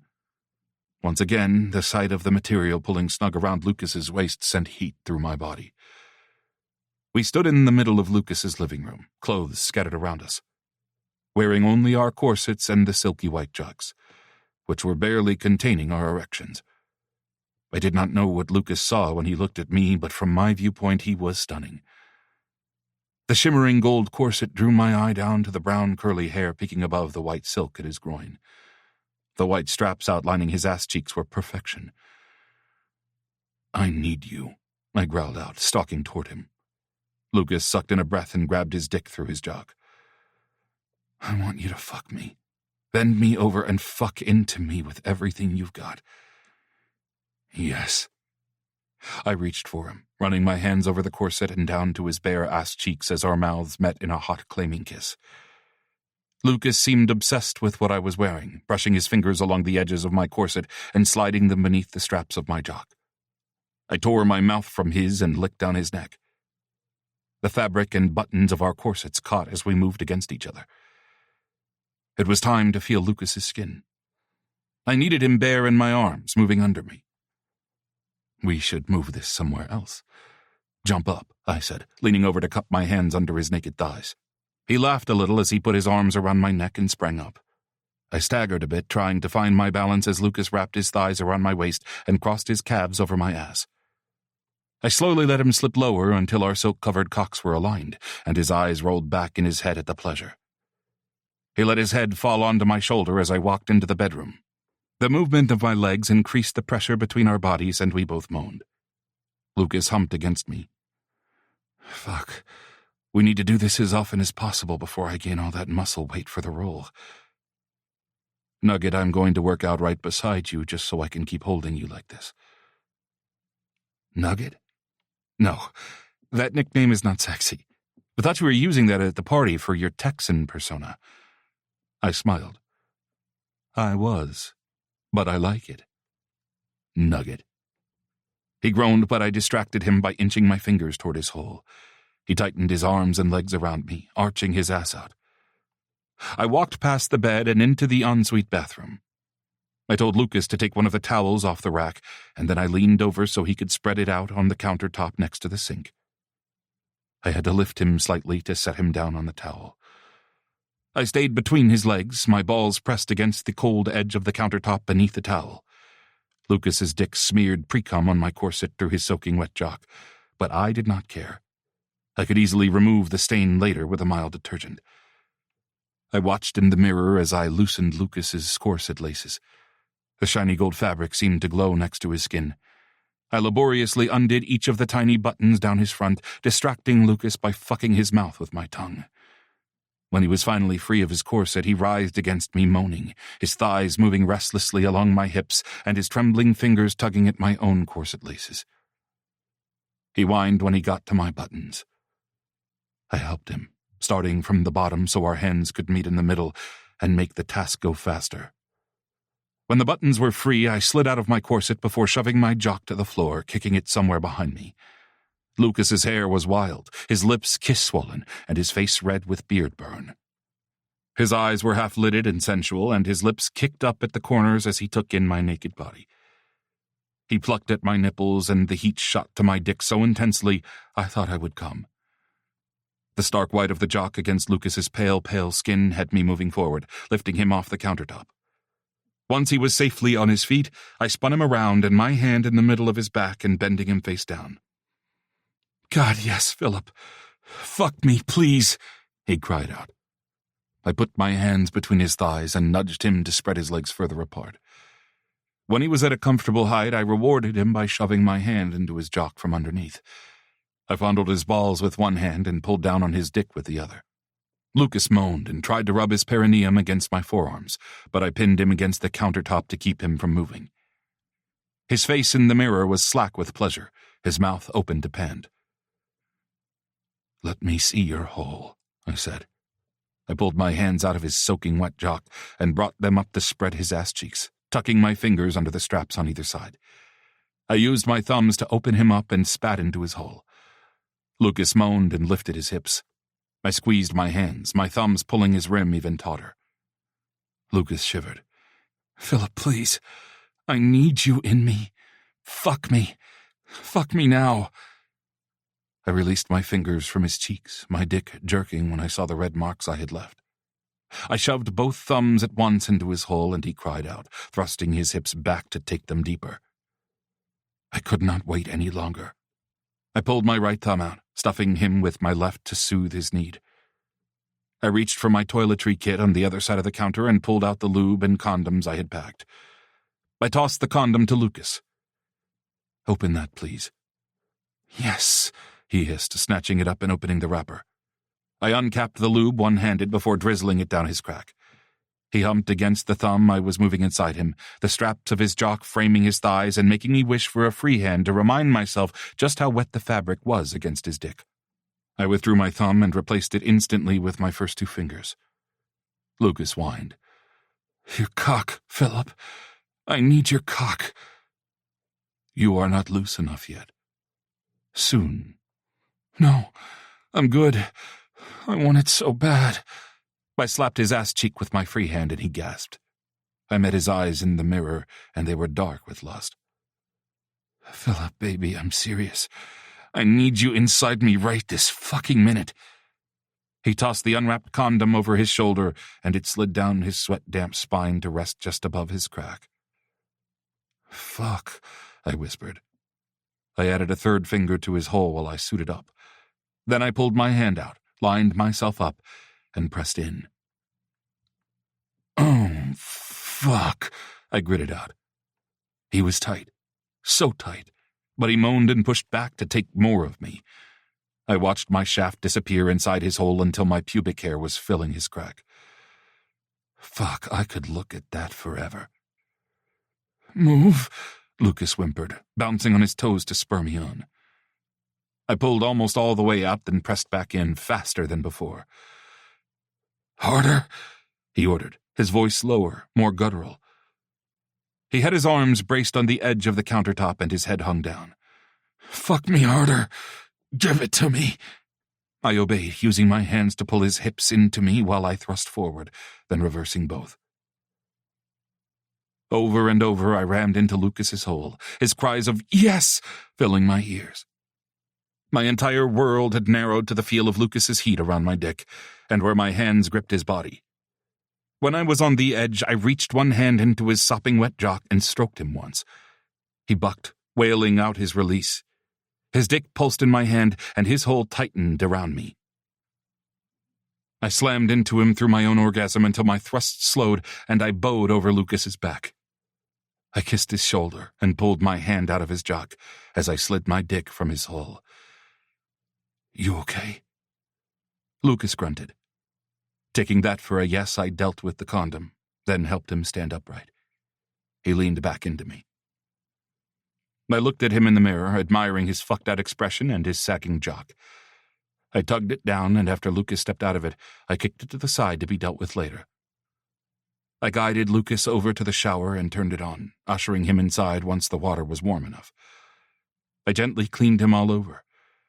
When his eyes fell closed and he leaned his head down so I could wash his hair, my heart felt almost too big for my chest. When I was clean too, I shut the water off and kissed his cheek. He stood still while I toweled him dry. His hair was still damp, but he would be warm enough sleeping under the covers. I debated asking him if he wanted underwear or sleep pants, but selfishly I needed his skin against mine, so I did not bring it up. Lucas let me slide him between the sheets, then I followed and snuggled him against me. I nuzzled my nose into his shoulder. "Good night," I said. Love you," he mumbled. I smiled so hard I could not get to sleep. Which worked out well because my phone rang about 30 minutes later. Cursing myself for leaving our phones and our pants in the living room, I tossed back the covers and ran naked through the condo. I snatched up my pants and pulled my phone out of my pocket just as the ringing stopped. Robin had called. Shit. I called him back, snagging Lucas's phone out of his pants while I waited for the call to connect. "Philip?" Robin said. "What is wrong?" I snapped before wincing. "Sorry, I did not mean to bark at you. I'm sorry to call so late. I would rather you call than not, okay? What is going on?" I walked back into the bedroom. Lucas was sitting up, rubbing at his face. My chest squeezed with a combination of caring, affection, joy, and concern. I put Robin on speaker just as he said, "Seth had a nightmare. He's worried you won't come back from your trip." He blew out a breath. "He also didn't want me to call you." "You did the right thing, Robin," Lucas said. "We're always available for you guys, even if it's in the middle of the night. Okay, let me go into Seth's room. I just came out to get my phone." I sat down on the bed next to Lucas and put my arm around him. "We should go back first thing tomorrow instead of later," he whispered. "Packing up my condo can wait." I nodded and kissed his temple. He unlocked his phone and opened the airline app. "Hello?" I put a smile on my voice. "Hey, Seth. We heard you had a bad dream." "Hi, Uncle Philip. I told Robin not to wake you. Is Uncle Lucas there too?" "I'm here, buddy." He pressed a button on the app and gave me a thumbs up. "Hey, I'm glad you guys called. Philip and I missed you, and we decided to take an earlier flight home tomorrow. We'll get in around noon." "Really?" The hope in Seth's voice almost broke my heart. I cleared my throat and said, "Yes. Do you want us to take you out to lunch?" "Yeah!" We chatted with them about the New Year's Eve countdown show they had watched, and soon Robin said, "We're getting sleepy over here, so why don't we let you go, and we'll see you at the airport when you land?" Lucas said, "Sure. We'll text you from the plane so you know we're on time." "Okay. Thanks." "Thank you, Robin," I said sincerely. We hung up and I looked at Lucas. Robin can choose for himself, but next time we travel, Seth is coming with us. At least until he knows we will not leave him. Lucas put his arms around me and nodded against my neck. That poor kid. Both of them. We also need to make sure Robin has at least a little bit of a normal childhood before he goes off to college. Yes, and that he does not feel like he has to parent Seth anymore. He leaned his head against my chest. Time to find a therapist. Yes. He added, and a lawyer so I can get official guardianship. I smiled. You are going to be a great dad. Lucas snorted. We are going to be great dads. Don't think I didn't notice whose phone Robin called tonight. I chuckled and kissed his temple. I closed my eyes and leaned my head against his. I never thought I would have a family. I will do everything in my power to be the best partner and the best father figure I can. Lucas turned his head and put a hand to my face. I opened my eyes and he said, all you have to do is be yourself. Epilogue. Philip. A couple of weeks later, we went to dinner with Cole Washburn and his two boyfriends, Will and Jason, at their ranch, which functioned as an animal rescue. Also in attendance were my neighbors Steve and Baz, along with Steve's brothers Dirk and Drake. Dirk had moved into my old apartment already, and we were set to complete the subletting paperwork with the apartment complex next week. When we had first arrived, Cole and Steve had been in the middle of a discussion about something to do with the dating app Steve and his business partner were developing with Cole's funding. The rest of us had gone out on the back deck to talk and let Cole, Will, and Jason's dogs run around. Jason told us that once the puppies were weaned and vaccinated, we could bring them and Holly to play with Brooks and Reiner. Will had taken Seth and Robin to see some horses and a couple of alpacas, and when they had returned, Seth was practically exploding with excitement about all the animals. We had been served a wonderful meal of steaks and vegetables, with wine for the adults who wanted to partake. Lucas did not seem bothered by its presence. He and Cole fell into an extended conversation about muscle-building meal plans, and I was glad to see a friendship developing there. Seth was ensconced in a recliner with his tablet and an orange cat on his lap, while Robin, Dirk, and Drake were lined up on the couch playing a video game that involved an improbable number of guns. The three of them were about a year apart in age, and none of them had had an easy childhood, so I was happy to see them having fun and acting like kids. Lucas and I had met with the family law attorney multiple times this week. We were waiting for a date to go before a judge to finalize Lucas's guardianship of the boys, but in the meantime he had been granted temporary custody. I had returned to my substitute teaching job. Originally, I had intended only to work the remainder of my 3-month commitment, but the principal had offered me a full-time position. I had accepted a contract through the end of the spring semester only. In the fall, Lucas would have to be on location filming his movie. We were waiting to see how Seth's therapy progressed before deciding whether he would be better off staying in Bent Oak with me and going to school in familiar surroundings, or if I would homeschool Seth while he and I joined Lucas wherever he was filming. Robin had already enrolled in some online programming classes, and he was scheduled to take the GED in a few weeks. Lucas and I were encouraging him to apply to go to college on an actual campus, but we would let him make the final decision. I looked around the room at my friends and family. After all those years of pretending to care about people only to kill them or steal from them, I never imagined I could have a life I loved this much. I never imagined I could have someone like Lucas. I watched him talking with the other men. His face was flushed from laughing. Suddenly, I wanted Lucas to know that I was all in permanently, that he was my person forever, and I needed him to know it right that very second. I stood up from my chair. All eyes turned to me. I said, "Lucas, would you join me out on the back deck for a moment?" His forehead wrinkled, but he just said, "Sure," and got up from his chair. Outside, the January air was crisp but not uncomfortably cold. The sky was clear, and without the light pollution from the city, we could see a huge swath of the Milky Way. I could not have chosen a more romantic setting. I embraced Lucas and leaned in to give him a kiss. He smirked. "Is that why you brought me out here? I'm not shy. You could have done that in front of everyone else." I smiled back at him and shook my head. I said, "New Year's Eve night, in your condo, when you were falling asleep, you expressed, a certain level of affection for me." He froze, and his smile dropped. "I did?" I ran my hand down his arm and took his hand in mine, holding it against my chest. "You did. And I want to be clear that I am well on my way to feeling the same." His smile returned, and he put his other hand on my neck. "I'm glad to hear that. We already made a commitment to one another, but I find myself wanting more." "More? What kind of more?" "More commitment." Still keeping his hand in mine, I went down on one knee. Lucas gasped. From inside the house, I heard Dirk shout, "Holy shit, are you guys seeing this?" I looked up into Lucas's beautiful eyes, the hazel darkened to brown in the dim light. "Will you marry me?" His mouth moved, but he did not get any sound out. Finally, he said, "This is really fast." "I know, but I am ready. I am also willing to wait if you are not. Or we can have a really long engagement. I promise you will not disappoint me, whatever your answer is."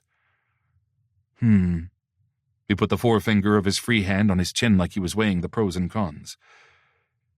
"It would look better for my guardianship of Seth and Robin if I could show you and I were together for the long haul." I grinned. "That is true." He looked up into the night as if seeking inspiration before his eyes returned to mine. "And then we could apply to officially adopt the boys together." My breath caught. "I would love that." From inside the house, Seth shouted, "Say yes, Uncle Lucas!" But Lucas frowned and spun his finger around to point at me. "I don't want that hideously ginormous diamond ring you put in the safe in the study. I want us to pick out our own rings together." I nodded. "That ring has bad connotations for me. I will get rid of it soon. Our rings will have happy connotations only." He stared at me some more. My heart started to beat faster. Not able to stand the weight any longer, I said, "So, will you marry me?" His face broke into a huge grin. "Yes, I will." Cheers came from inside the house as I stood and kissed him. This has been We Don't Need Another Santa, a Bent Oak, Texas novella by Bix Barrow.